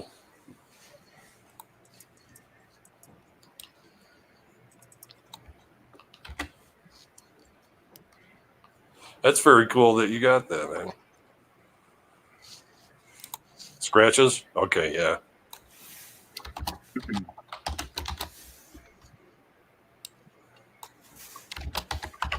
You're going to roll a 56 proofs next? Nice.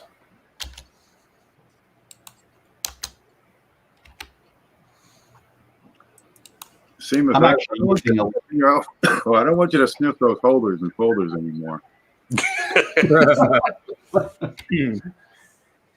I'm actually using a lot of those my roll reveal purchases to fill up my nice Lincoln Head album. Cool.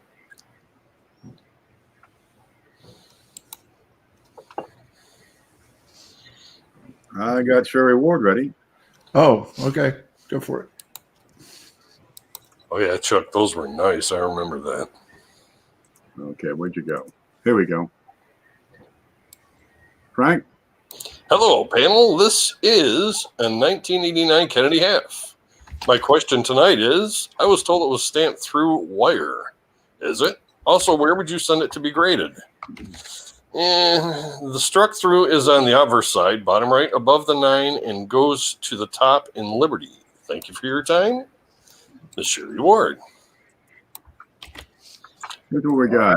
Oh la la. Through the neck. And we got some distortion down here. I'm Oh, actually wow. going to say that's more like struck through some sort of string or cloth or something.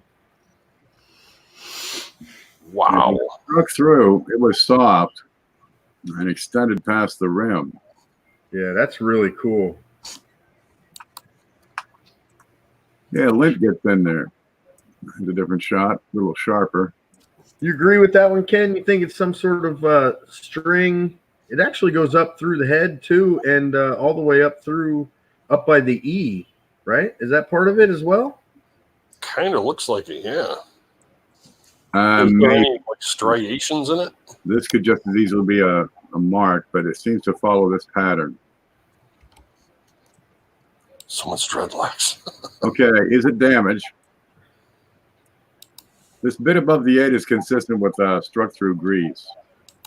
Sometimes you just have a blotch and it's just a little depression on the coin. And it's a little off color. Yeah. Papa Georgia. Yeah, dreadlocks. I sent a reply. It has the obverse, but it did not go to the reverse, she said. Yeah, we like to see the reverse also because sometimes if a coin takes a hit, the sort of force that would create this much of a gash in a coin is sometimes seen on the reverse as flattened devices.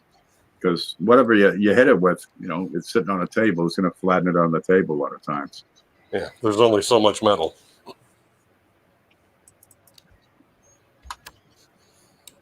I'm not able to rule out damage With that.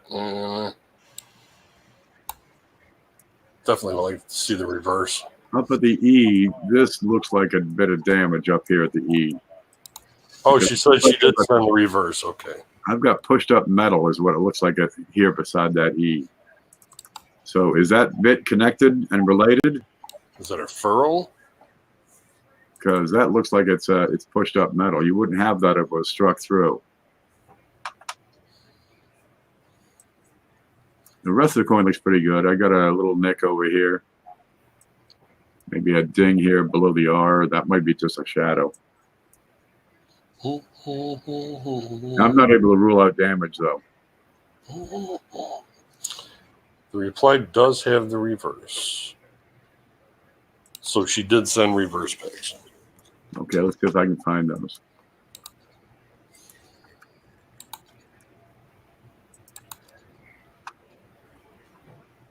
It's not in yet. Let's try the refresh button. Nope, not in yet. AU. I can't call it. I can't call it a struck through.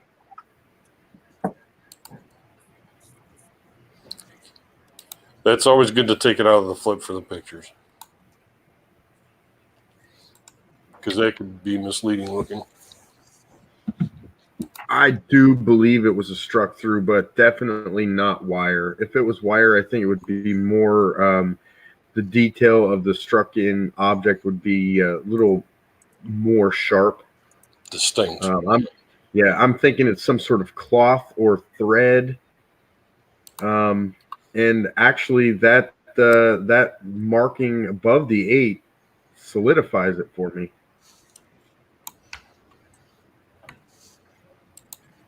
Feeder finger. There's like no feeder finger I've ever seen. No, I know. It's just a common one.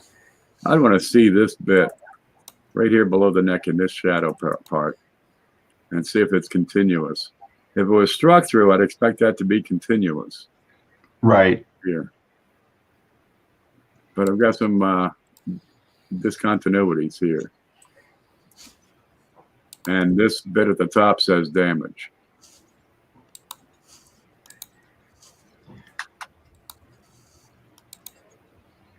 No, I couldn't call that either. I'm not able to call that. You got one? I do. There it is. From Coinzilla, good evening. I can't seem to find the exact number for this DDO and what's with the mint mark.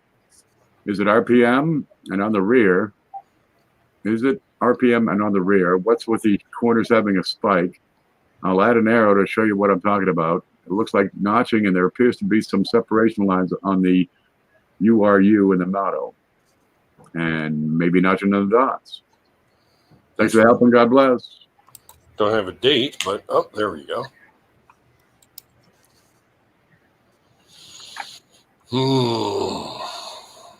I'm thinking damage on that mint mark. That's definite separation. Ooh, what is that? That's separation lines and on 1960D. Large. Nice. Very nice. I'm not sure which one, but yep, that is definitely a double die. I'm about to look. Yeah, I'm hunting it down too. I'm trying it slow. Oh, there's Chuck. DDO2. Rare.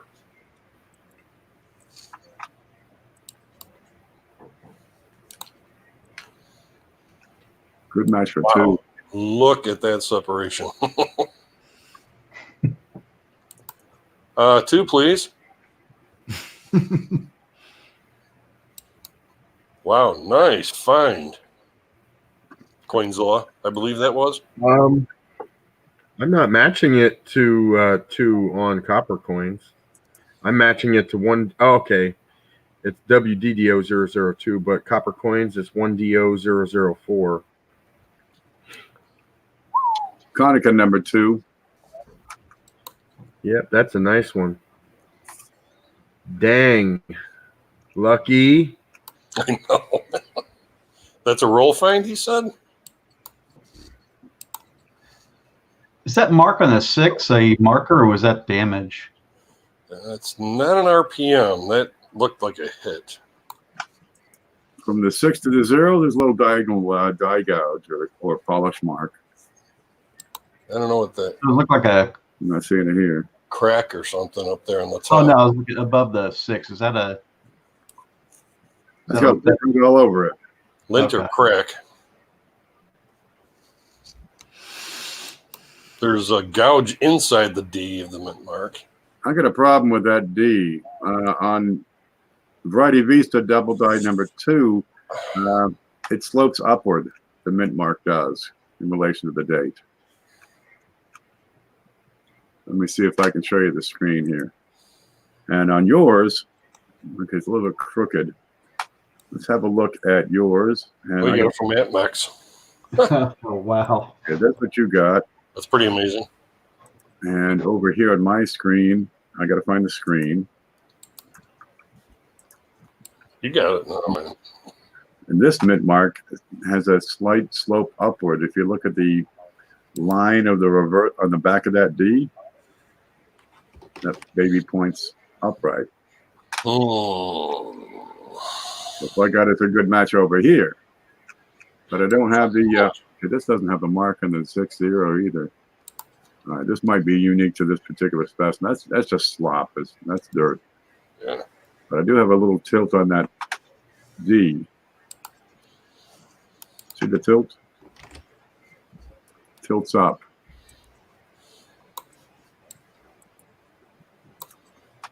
Does that tilt up? If anything, I'd say it tilts down.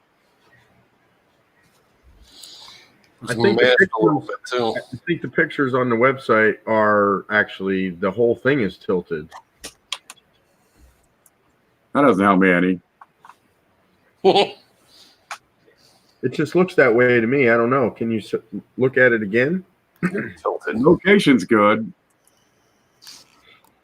I'm bouncing back and forth over here. Your cow. Wow. Yeah, Chuck seems pretty sure. Yeah. Find one of those. Yeah, I'm seeing what Chuck's saying. The photographs they took on that website are just not straight on.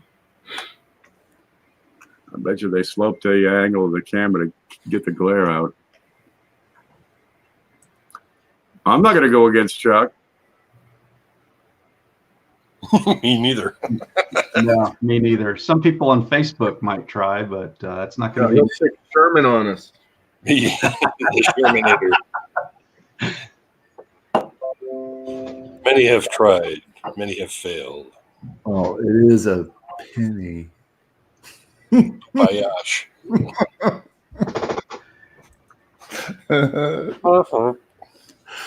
We're straight on. And this one Just messing with tilted Chuck. in 3 different directions. So There's something.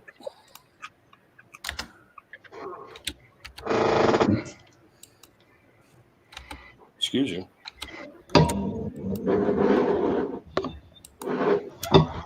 No question. I'm with Chuck. What are you doing, Jeff?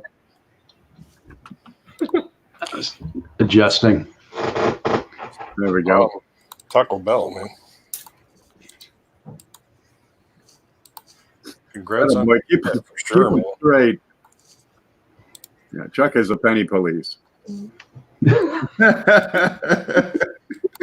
The penny police. I like that.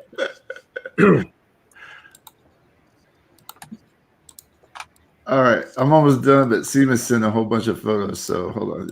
I'm almost. Oh, cool. Let me let you start reading it.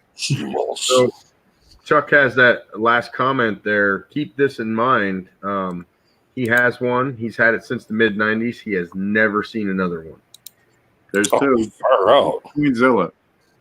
Ooh. So that is pretty darn rare.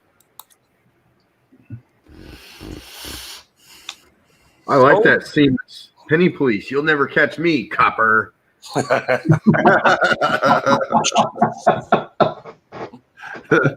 good. He's got a half too. Cool. Hey, Sun Hoarder. Okay, I'll read this one. From Seamus Omaha regarding 74D Kennedy DDR1. I found this on VarietyVista.com and was surprised to find a stage of the die with the hub doubling and machine doubling. Kaneka has examples of 2 die stages with and without the MD. Found one coin roll hunting. Have you any comments on Kaneka's attribution of this DDR with thick letters as well as MD?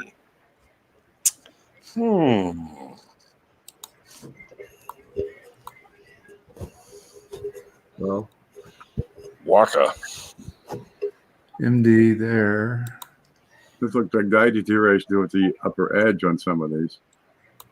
Top of the D. All shapes and sizes of it. Yeah. That's MD in the left. Ouch.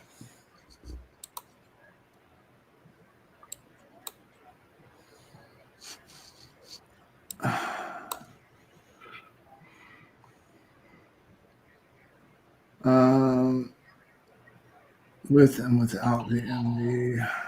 All right. Lower Sheriff of the Essen States. Commented Chuck. Something scraped across the top of it. Oh. It does look. But the right lower serif. holy electron microscope back man. I see atoms. I do.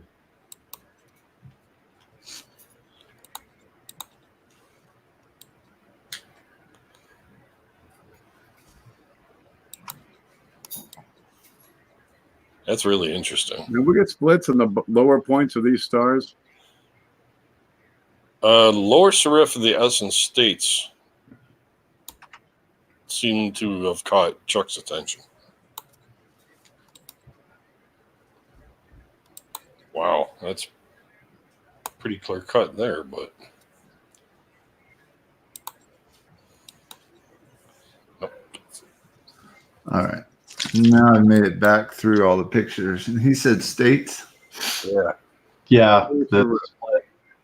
There's a split. There you go.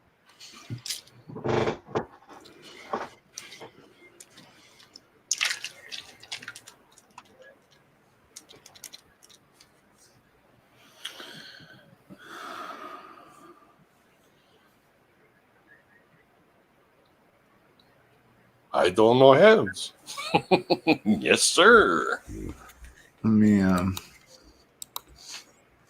pop up 1974. I'm not seeing splits anywhere else. Yeah, me neither. That's just it. What is it? Could we get closer in the top of that S? I like buckets of splits. I think this is probably. Yeah, let's not forget that sometimes deterioration also gives the illusion sometimes of splits.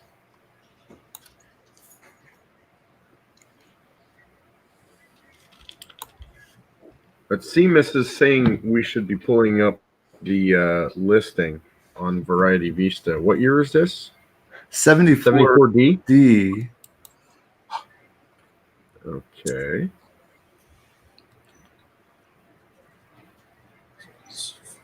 Yes. 74D. I'm calling that a white elephant. Where'd it go? A minor double die, but also has that nasty machine doubling. Most variety collectors want a cleaner example that does not show all that machine doubling.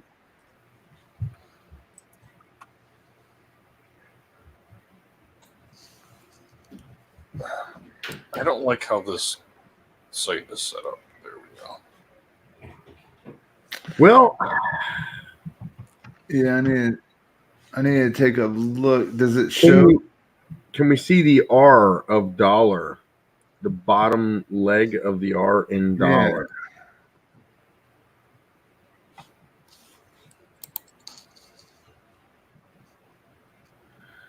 Okay, so let me. No, I need the left leg. Okay, and Looks like that's in a shadow. not a match. Not a match. First of all, inside the R, if it were to match the example listed, you would see the doubling both on the left side and the bottom. That's inside the loop of the R. Bottom left leg, you would also see a notch on the right corner. There is none here. So, yeah, this one's usually easier to see on America than at least the ones I've found. Let me see here if I have America.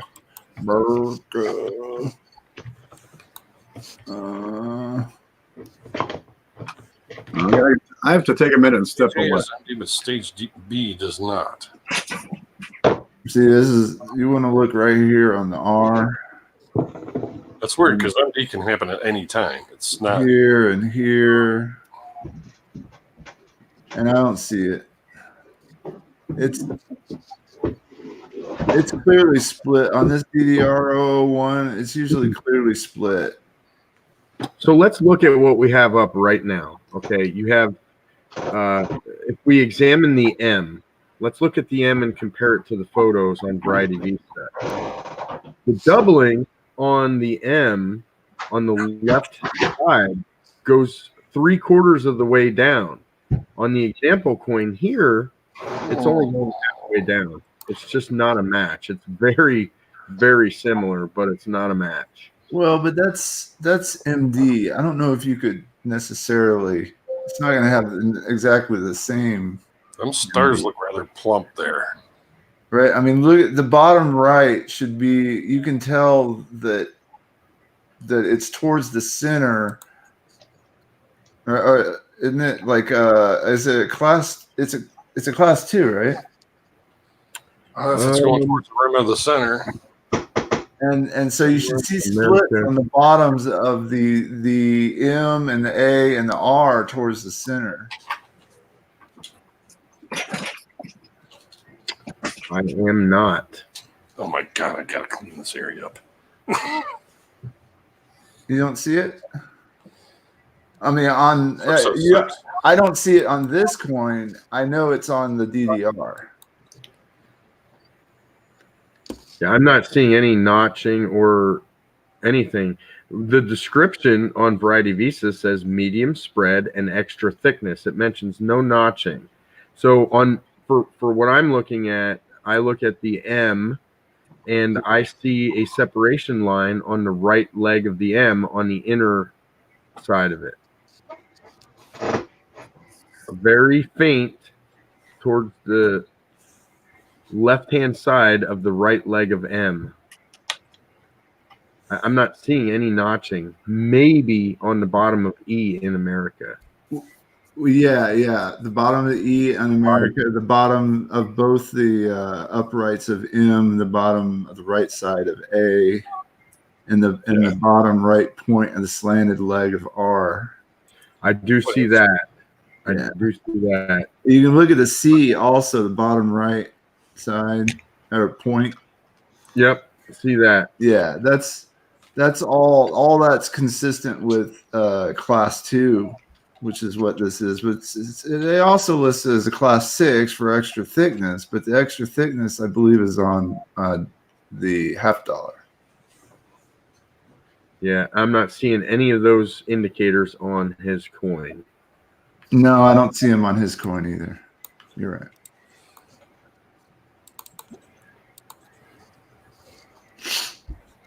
Yeah, So this is thickness. It's like the paddle 9 on the obverse of a Lincoln cent. It's Right. distorted or distended or whatever the San France, they call it. Yeah, we're just looking at Variety Vista DDR1 pictures. If you guys want it, here, I'll throw a link in there if y'all want to look.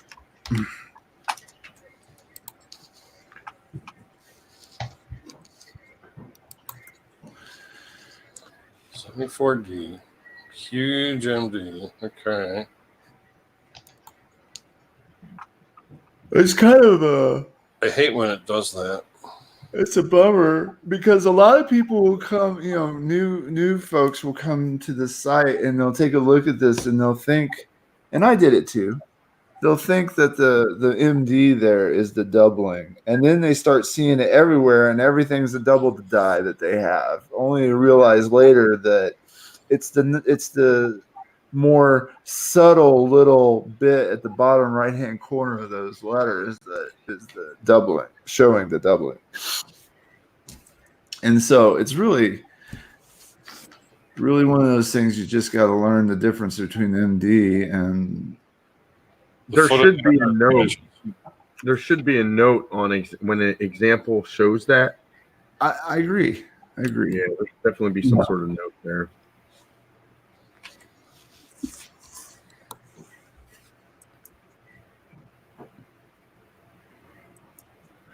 Oh, center order class 2 doubling is towards the center or towards the rim.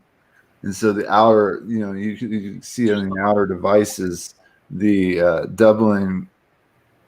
When you look at the doubling, you'll see it all in the same direction towards the center or towards the rim. And it's all kind of like even, you know, you can see it's definitely all going in the same direction towards the center or the rim.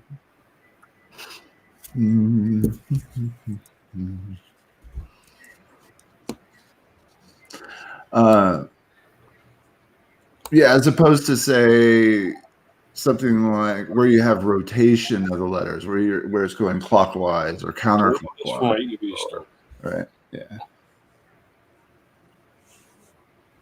Yeah, Ant put up a good link for Wexler's discussion. It has all the different double die classes, all doubling classes. All right, let me see if I can get another one loaded here.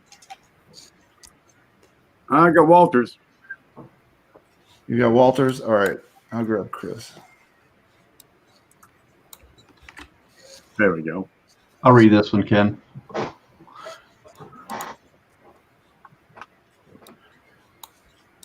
Are we looking at it? Yeah, I can read it. It took a second to adjust. From Walter Berdicki, hello people. I have a bunch of these quarters that are in this condition. What will the grade be, VF or VF20? You ready? Yeah.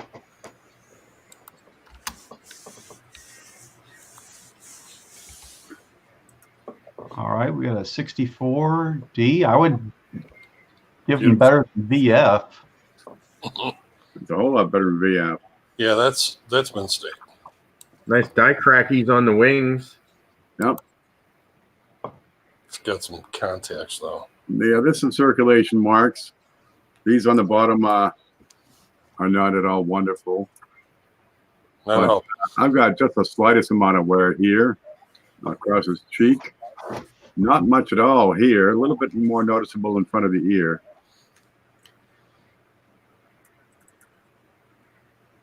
On the back is a whole lot better than the front. These small cracks over here, they're on the high point of the leading edge of the wing. Cool. At all. These would tend to wear down when you got the breeze. Nice cracks. Those are good ones. Back to the front. A little bit over here too. These are hairline cracks, and it doesn't take much to wear those off.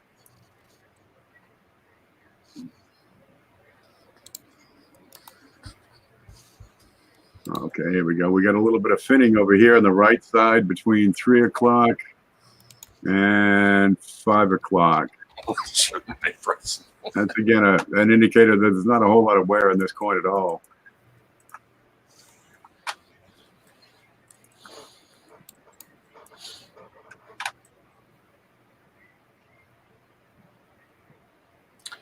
I don't know. Chuck seems to think it's an RPM too. I'm trying to watch chat at the same time here. See how close we can get in on that. Oh, maybe. Shadow of the top upper left. Peut-être.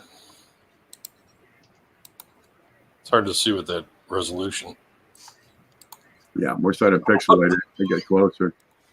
I know, right? Want to look up 64D RPM on these beasties? Pull up Wexler and variety. Quarters. Where are you? Double die, quarter. They don't have RPMs on the quarters. Damn it. Try Wexler.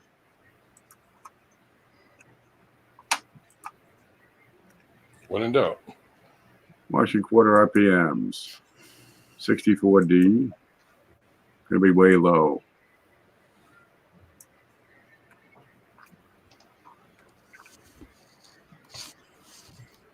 There's some funky looking ones in there. Okay, there's number one. Number two, this is pretty small for what we're trying to see. 63.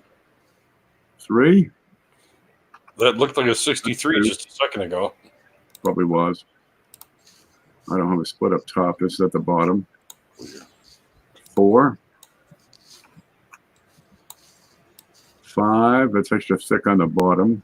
Plus it's got, Oh, wait, here it is. This is it right there. yeah, on the inside of it. 6. This looks like MD on the bottom. It's That's Serif a split. That's it. That's the only example he had. I'm gonna look inside that 4. That picture, when I first started looking at varieties, that one picture you were just looking at had me thinking that I'd found found an RPM on a 64. I was paying more attention to the MD and not the split serif. Wow, look at the extra one there. So,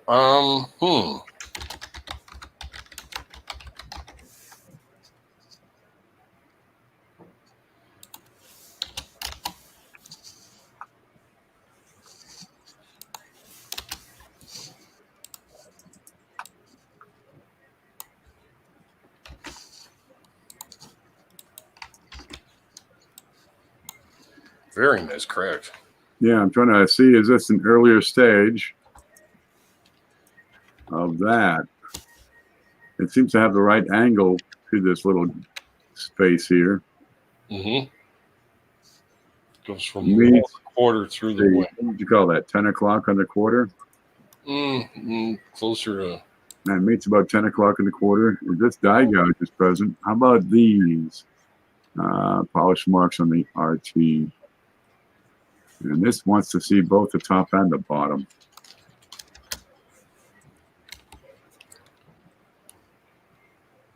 I'm not going to see the RT, but bits.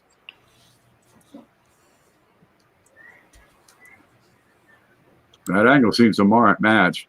But this has more crack. This extensive crack should show up as a die marker, but it's not listed as a die marker. So if anything, it's a later stage. Upper left side of the quarter, which turns the eagle's right wing and then follows the contour of the wing. Compare what you have to RPM number 4 on Wexler's site. That tends to match the contour of the wing all right. You can only get the one image of this spot. And I don't see a little gouge below it. Can't make anything out inside the RT. There's something off the bottom of it. The bottom left. The serifs on the D are very nicely split on that one. If we get up close, if he could get up close and look at those, I would. This is as good as I'm going to get. I go any deeper, Yeah. I'm losing it. If the resolution was a little bit better, we could probably tell. Yeah. There is something going on the bottom of the Q there. Okay, I don't think this quite matches that same angle. The Q continuum. It's it's grown or changed or, well, anyway, I can't prove that. I can't confirm it with this image. Mm-hmm. Well, it begs for more. Grade, I'd say your AU. I agree. MS. Low MS. Okay. 64D AU, it starts to see a little more numismatic value. But you're just above melt. Boom. Yeah, you get the 67, 68, then you're talking real money. There we go. At Mex sells 5,000 count bags of copper cents. You go blind looking at them.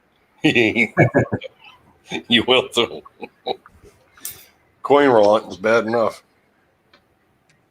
I watched, was it Young Nemesis open up a couple AppMex wheat penny rolls. They're actually pretty nice, some of them. I've been getting some really, really nice cents in these rolls that I got. They're marked with this black dot on the outside of the roll for some reason, which makes me think they've been gone through already or something. It's not a bank mark. It's like somebody took a Sharpie and just went boop, put a dot on it.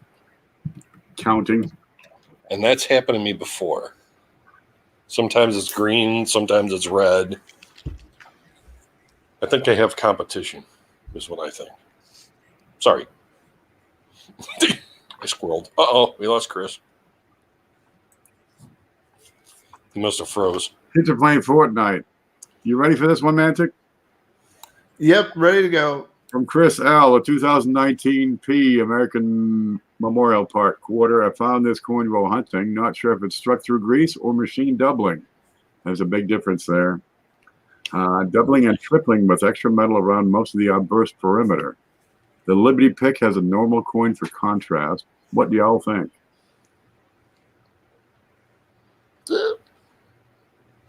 Yucky. Yeesh. I'm thinking worn to rat nest. I'm saying die deterioration to the point it's starting to alter the design. Exactly. Beat to death. Look at the cracks and everything. Yep. Yeah. That's an extreme late die state.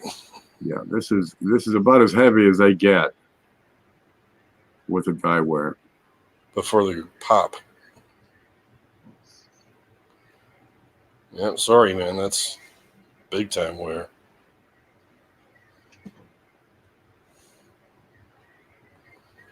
Almost looks like PIDT. That's what I'm thinking now. What's the back on the AMP look like? Is that the flagpole area? Yes, it's got the girl with the flag poles. Exactly, CJ. That's what I'm thinking too.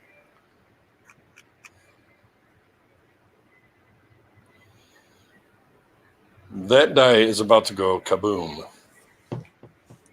It's about to just mint planchets. Wear it down a little more. It's going to take planchets and make them, planchets with rims. Now he says the reverse is great. So what you probably had was the reverse was changed out. The obverse on these quarters, they can use those from year to year. They will run them until there's nothing left. I've seen them on brand new coins, right? The reverse is sharp and tight and fresh. And the obverse has incredible deterioration on it. Yeah. Do you want this? Is that what the problem is? There's nothing to distinguish the obverse from any particular date. Just the mint mark is all that changes on that. So they keep it the same mint and just keep running that thing out until they get holes in their socks.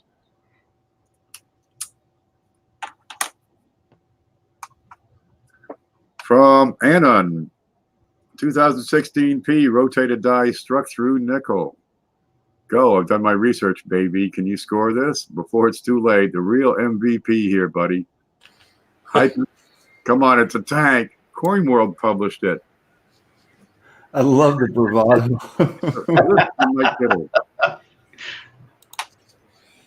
The flexing is awesome. Oh, Stop. Friggin'. Back on that. Wow. Wow, rotated, struck through. Great shape. Mint air MS62. Oh. Me wanty. MS62, 5 full step. Very nice. It's ridiculously nice. Now you see the back right on opposite from where the issue is on the front. So it's over at around 3 o'clock on this and this look. It's not screwed up. It's not flattened out. It's not bent. It doesn't have any bulge. Yeah. So whatever it was that made the mark on the front, there we go. That thing, dude, you got to hit a piece of metal pretty hard to screw it up that bad. Mm-hmm. But if there was something between the planchet and the die, on the other side of the coin is an opposing die, so it would not have any distortion. This is sharp. That's a It's good a hot good error, man. example. Very nice. What's an ear trumpet? What's a what? What's an ear trumpet? Is that Like- those things they used to like? What do you say, Sonny? It's like what- what ears a who? Yeah, exactly. There you go. 20. It's like what Beethoven had. Did he bite his piano so I could hear what he was playing? Do do do do do do do do do do.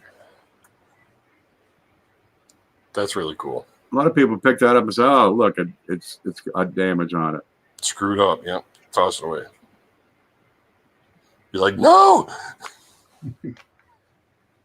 Yep. Now, I've seen channels and they say such things as look for this in your pocket change. Well, you won't find exactly that. You Ever. can find something perhaps similar.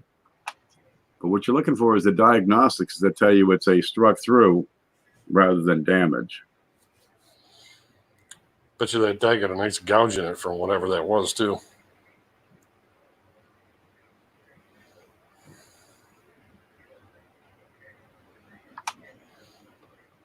That was metal or something really solid to go that deep. Yeah, so he has multiples of these. Is that? Did I understand that right? Oh. Interesting. Hey, Cindy. Hey, hey, hey. From Coinzilla, 1917 Double Die number 1. We've seen this one. This is a Lincoln penny. I think this is the DDO. As you can see, it's worn, but if you examine it closely, you see plenty of evidence to support my claim in separation lines and notching and die markers. Even though worn, there's enough there to match. I have added some arrows to spots that match the photos from Variety Beast, and on the reverse, it has a nice lamination. Well, if it's the penny, you're looking at the shape, especially of the 7. And then you want to get up and look at In God We Trust.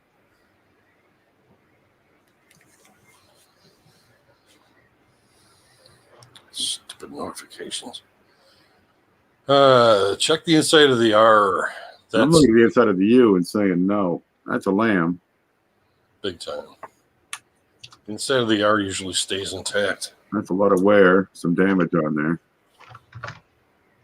A lot of gook in there. Yep, I want to see much thicker, wider letters on, especially the T's, on the down legs of the T's. Highly studied variety.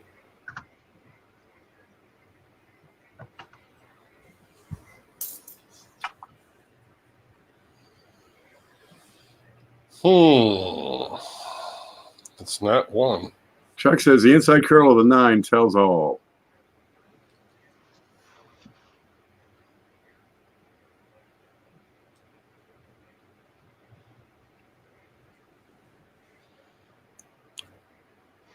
Ooh. Are you able to rotate that and straighten me out?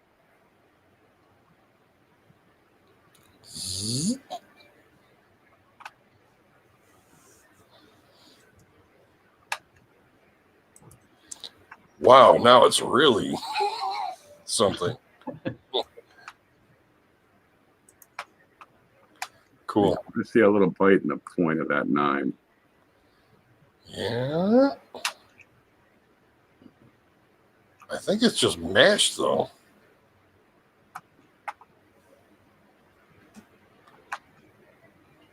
I lost my place. Where are you?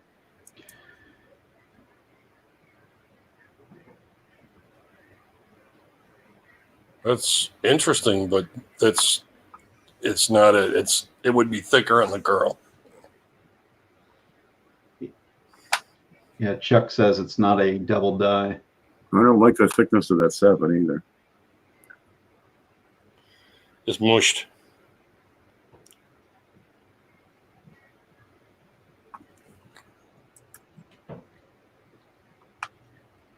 Jacques Damage.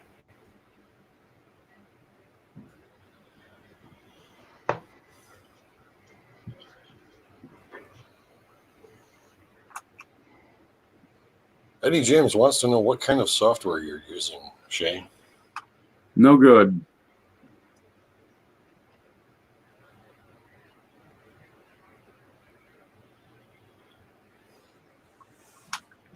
It is a nice lamb, though. All over the place. I've got Corel Photo Paint, which is kind of old. Actually, it's not. I mean, they have new versions, but I'm learning Photoshop, and I'm not as good at it yet. So I'm still using Corel. But yeah, pretty soon I'll be able to just do the same stuff and more in Photoshop, Adobe Photoshop, because it's better. Yeah, Microsoft Paint pushes me to the limit. I miss good old Paint Shop Pro, like when JSC had it. When it was free. Yeah. Now what do they want? $200? What the hell is Couldn't that? I tell you? I bit the bullet and got CyberLink. Photoshop just seems more intuitive to me, even though I've used Corel for like 15 years, maybe 18 years. I tried to use GIMP and I gave up on it. All right. How about the next one be our last one, because it came in right at 9 o'clock, and That'd be the cutoff. that's the cutoff. And I'll have it loaded here in just a second. Let me. I wish we had better news on that 1917. I say no. Yeah. Yeah, it definitely looks like it's just worn flattened. Chuck's got a good link there.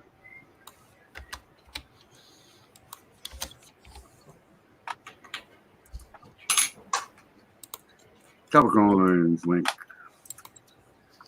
There you go. That's a broad 7. It has a bite in the 19.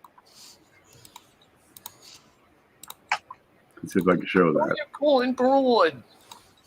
Okay, Adam C. Black Beauties. Hey guys, would you grade Black Beauties or just leave them like they are? I have bought multiple mixed rolls of BU nickels.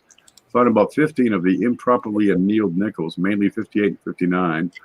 Also a 54 and 56, all BU.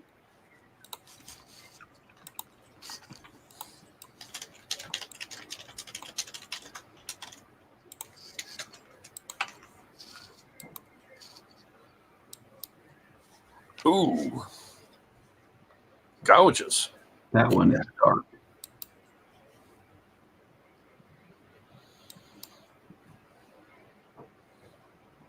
Not evil enough. It's almost like his head was separated there.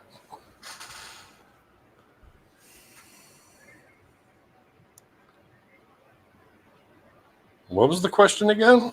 So these Black Beauties, should I have them graded? Hard to get those photographed. Those are really nice looking nickels on them. You get some stairs on there. Problem with the Black Beauties, one, if a coin is toned, everybody's going to jump up and say, oh, it must be a Black Beauty. There's markers that help you diagnose it, but you got to look at the finish of it. And second, a lot of the photographs, you lose the color. And that's a key indicator if it's a black beauty or not. Yeah, it's just that they're tough to photograph. They're in great shape. They are with that. CJ says, don't grade them. Don't do it, man. I don't think they carry enough of a premium necessarily to get them grade. But then again, I don't know. Even though I'm a nickel collector, I do not know enough about the black beauties. I'll know more after the Atlanta show because that's actually one of my goals is to find somebody who knows a lot about them, because I do have a couple I'd like to have them take a look at, and hopefully I can get a little education on those. Awesome. You got to do your homework about grading. Is the coin worthy of being graded? Are there a lot of them already graded, already certified that you have? Does the grade that you assign it match what you can expect to get from PCGS or whoever grades the darn thing? And what's the value of the darn thing if it gets the grade that you are assigning it? And does this justify even doing it? Can you market the coin without grading it? Well, just looking at PCGS real quick, because these aren't full steps, they wouldn't qualify. And I'm not sure, but you would pretty much have to get to MS66 is $70 coin. 66 plus is 300. Even if you submit them at a show, it's going to cost you $30. Yeah, no. You need a couple of $100 in the value of the coin to justify it to begin with. Much below that, the cost of certification becomes an overwhelming percentage of the value. Unless you just don't care about that. Yeah. It's like you get a brand new house and then you put in different carpet. Yeah. Regardless, I'm not going to submit mine. I just want to know confirmation that what I have is a black beauty. That's more for just education. I will not be submitting it. It's not nice enough. Let's see if there's carpet under the hardwood flooring.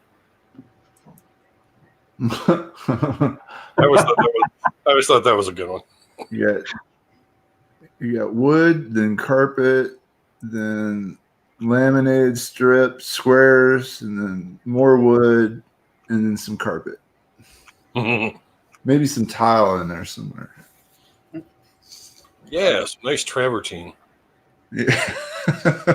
With carpet on top. I just spread down more newspaper and just keep on going. My coin desk. Staple it down with the staple gun. Yeah, you're good to go. There we go. The darn cat keeps thinking the whole place is a box, though. Yeah, we lost Mr. Chris. He's been having technical issues. So Are they? Oh, I see you. Having issues. Got to head out. All right. Bye-bye. I love them. I always like nickels. And Spy versus Spy. Whew. That was a lot of pics. There's some of y'all sent like I don't know, I think the biggest one was like 60 pictures. One mail. Usually. I clicked the button and Yahoo's like, no, I'm not giving it to you. Well, when I get a dozen or pictures, it'll load one, right? And I'm trying to click on something else, and it grabs it back. So I can't do a thing while I'm loading pictures, and it'll take me, 2 minutes to load up all these pictures. Yeah, definitely 5 is probably like your target number for stuff like that. Yeah. Capture the major areas. If we want to see more, we'll ask you, and you can send them. Exactly right. Before Sherry's trying to say she sent more pictures of her reverse. Did we want to look at them? Yeah, we saw that. Let's look at the back. Oh, there you go, Sherry. Yeah, Sherry had the 70. I forget what it was. The 74? No, The strike 89D. Let's see if I can still find that.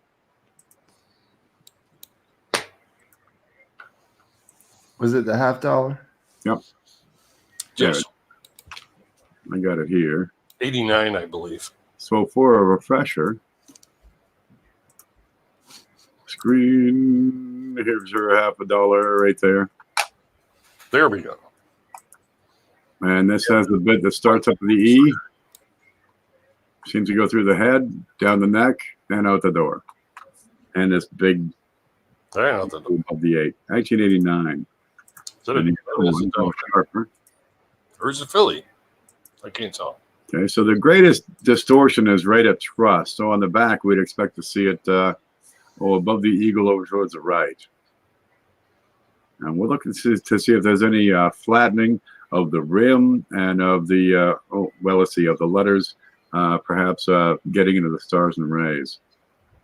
That's what we're looking to see. Into the glory. So, Very good. have you got them? Oh, I thought you had it.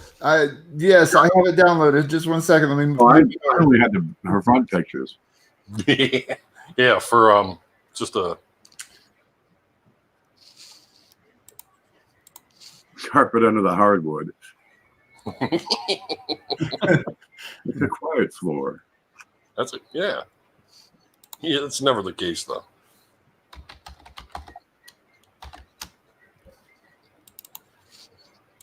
Let's see. And the issues I sent. Yes, I believe so. Hello. So what's that? Hello. It's a pulsating 1806 F-cent. Pulsating. It looks like it is with the audio animation there.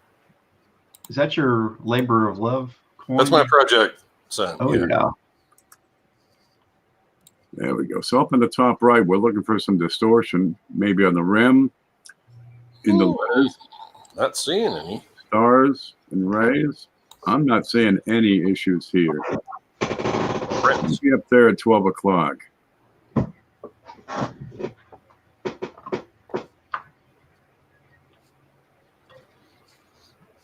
CJ. That looks like Peter fingers. Now, if I see flattening of these design features, then I'm gonna go with damage. However, I'm not seeing much. such does not see. Well, they got something goofy going on there. Yep, and that's. Let me look at this picture over here. That would be the top of his head. Yep, that's the top of the head, and that's about the right spot to match up with the bit at the top of the head. I'm going to say the top of the head, that's damage at the top. So is the rest of it damage? All right, Spikehead. Rock on, man.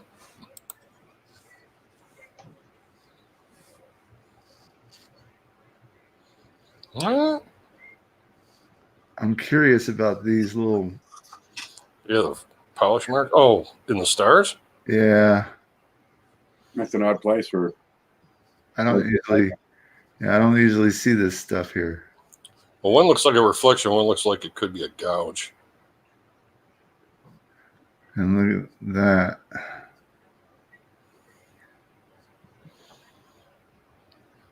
On the obverse, Cindy, yes.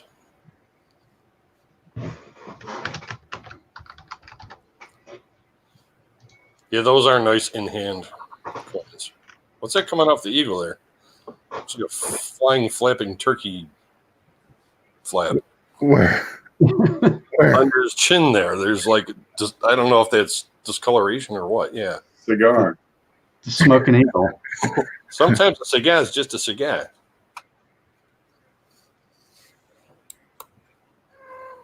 Hello. Okay, the bit of the top looks like it's damaged. And if it's continuous, I'm going to have to go with that assumption.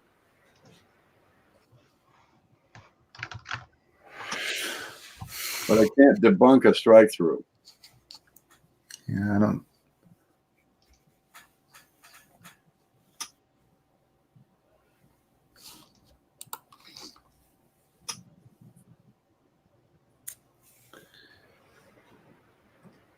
Yeah, the pictures look good, Jerry. Pooping horse. Is there a pooping eagle? Probably. I think he's 50 years old. He's got to go sometime. Yeah, it's good pictures. I mean, you even have separation on the tail wings. Right on your head. Usually. We got some fingerprints over here above the Yeah, arrow. I noticed that too. I was like, yeah. And over here. That's the kind of thing you hold on to. What's this? Put in somebody's hands, somebody with some experience. If it's a struck through, it's a pretty good one. Puking eagle. There you go. If it's not, well, it only costs you 50 cents to keep it around. Yeah. You notice that on the right side of the anomaly, the details are not present. As opposed Obliterated. In the hair? Yeah.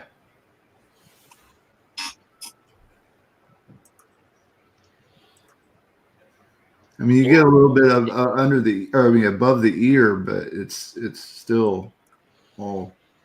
It's a really cool looking, whatever it is, no matter what. Kind of like maybe the edge of something.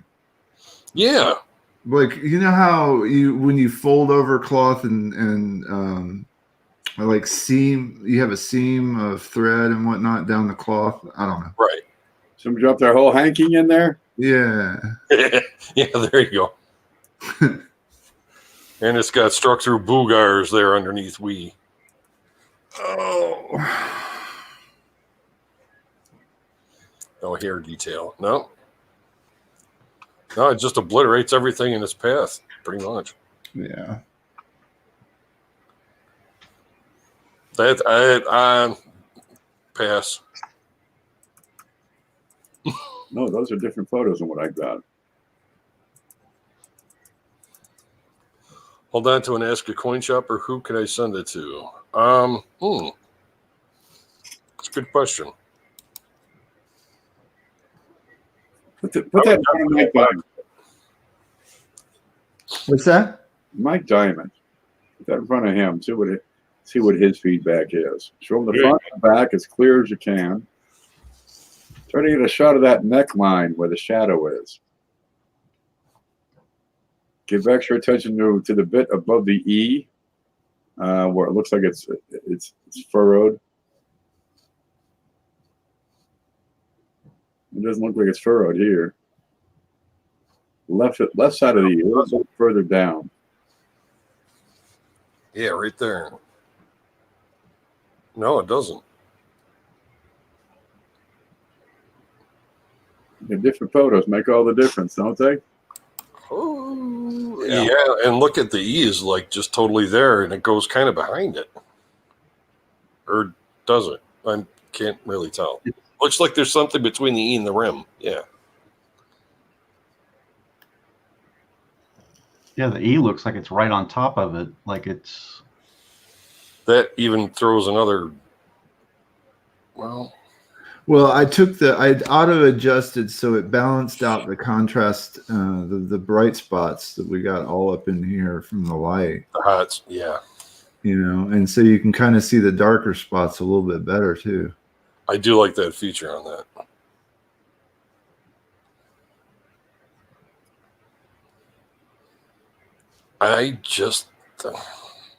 It looks like some kind of wire or string or something. Yeah. Yeah, I think so, especially without.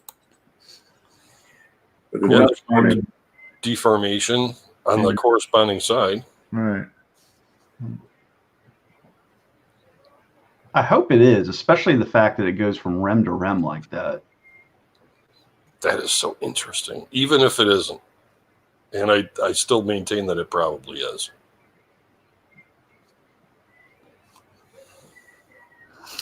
Oh, good. All right. Yeah, I definitely hang on to it, Sherry. We can't confirm it. We can't debunk it, but we're hopeful. Yeah, exactly. Oops. Like Weinberg.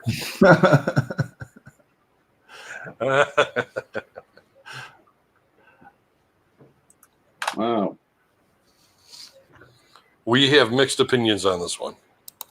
Hey, why not hang on to it? That's all. Yeah, exactly. Sorry, we don't have a definitive answer for you. We don't always have all the answers. Wild Bill says Wild Bill likes it. He thinks it's a keeper. He says it's a struck through. Papa Juju. Fred Weinberg. He owns a what's the name of it? Weinberg's coin shop. Vegas Vacation. Every time I see that name, that's all I can think of. Yeah, encounter Mike Diamond, some of these Facebook groups. If not, you can go to try Konica. You probably some folks up there will be able to help you out. Aeroref.com has a bunch of guys. Mike Diamond's just in with that bunch. There's email addresses. Get a hold of them. Say, hey man, what's going on with my coin here? Give me the 411. There, we got through another one. Woohoo! Who's hosting next week? Thank you, guys. Thank you. I think it would be me if I was home. When you But going? I will not be home. I will be in places, an undisclosed, ensconced in an undisclosed location. Okay. That's cool, Adam. I was just reading Adam's comment. He's got a discovery piece on a 1954 DDR01. Ooh. Sure, it's Coneca. Conecoa. Yeah, Adam's got it right. Coneca. Coneca. Co and Neca. It was Cone, and then I did all that. with the, Yep. Let's call it Hanukkah. Ladies, Spitfire is gonna Area 51. Full hat. I think Ken's got a full hat. let's all Naruto run.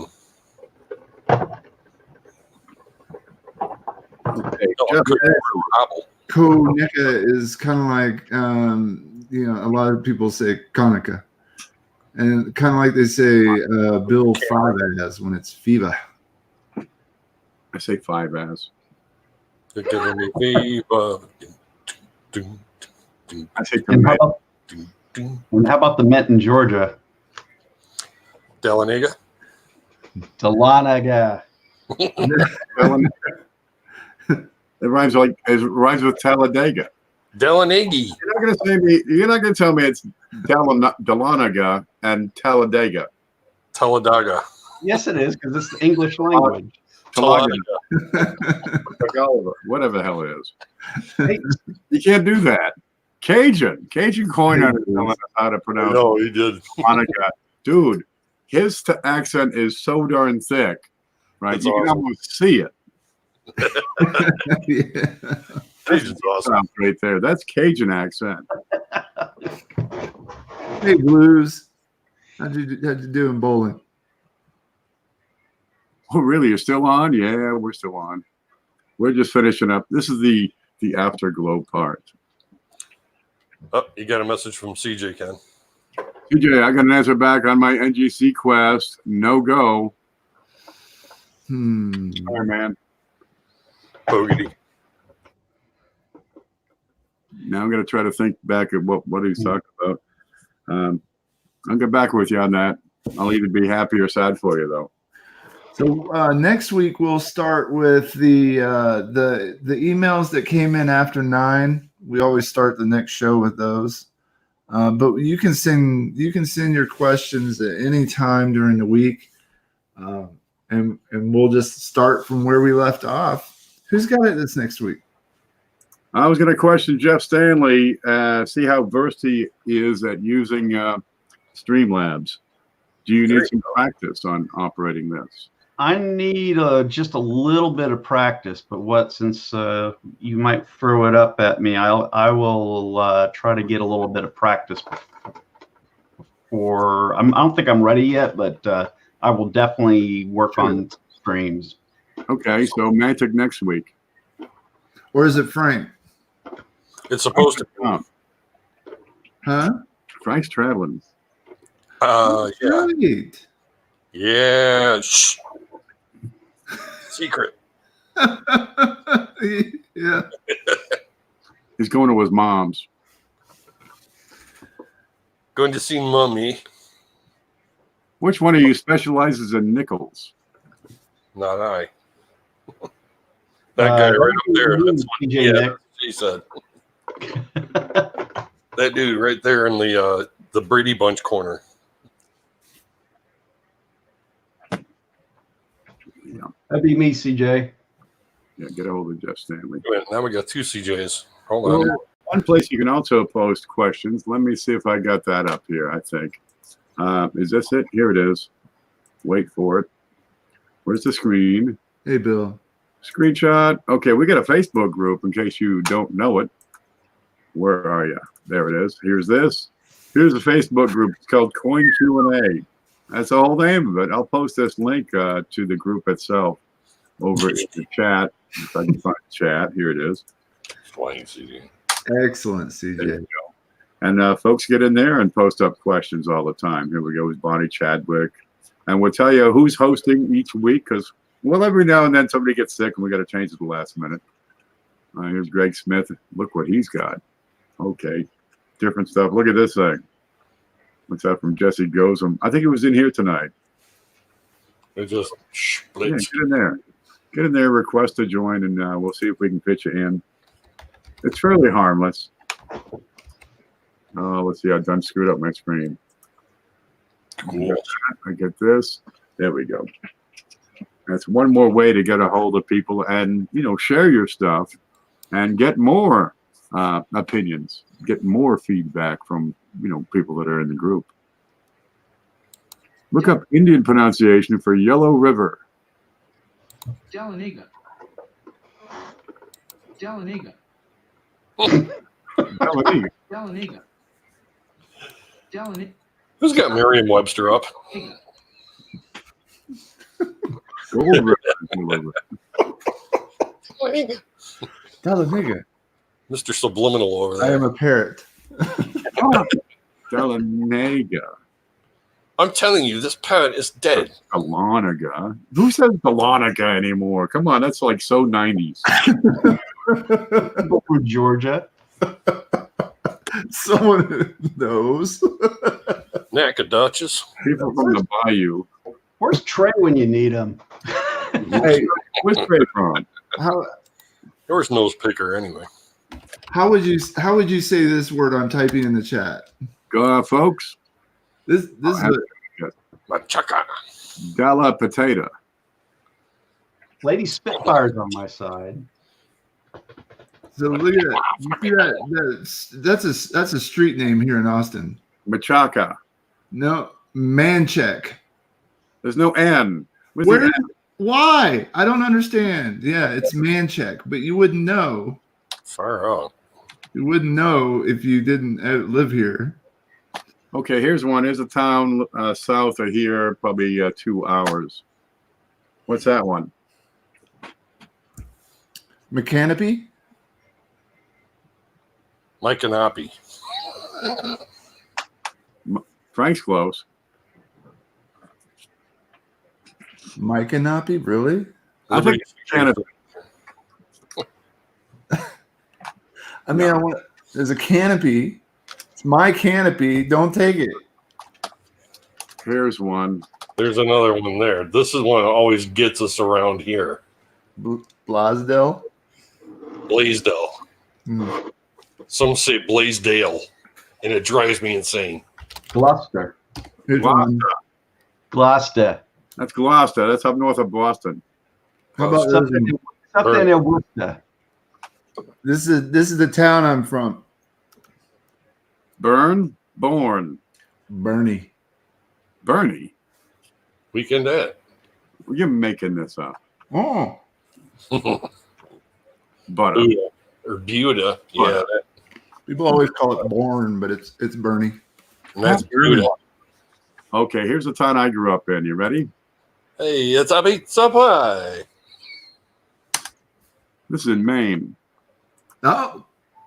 Bangor. So you took it literally, and it's your life's goal. They say banger. Banger? I don't even know her. Bangor.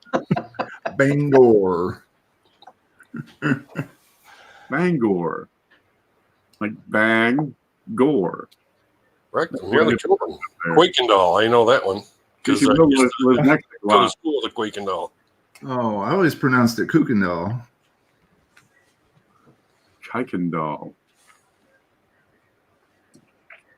Whatever, man. Okay, look, I'm passing out. I'm gonna It was Bangalore. Bangalore. I don't even know her. All right, next week we'll be back with Mantic coins. We'll have another great discussion subject. If you have a subject you'd like to discuss, send it in. We're always for some brainstorming. It's a Kendall. That's positive thinking right there. You can see how some topics get me very spirited. Here we go. We appreciate all the pictures and Thank all the you. great questions. Thank you guys for being here and spending time with us. Absolutely. This is like a high point of the week for me. Always. Night. That's about it. Okay, look, you guys stick with it. Really, it's a lot of fun. Get into the hobby. Get your passion on, and you're going to find some stuff that you're not able to explain. And when you do, man, send in pictures. We'll take a look, and we'll go from there. So good night, all. There it is. Pinata.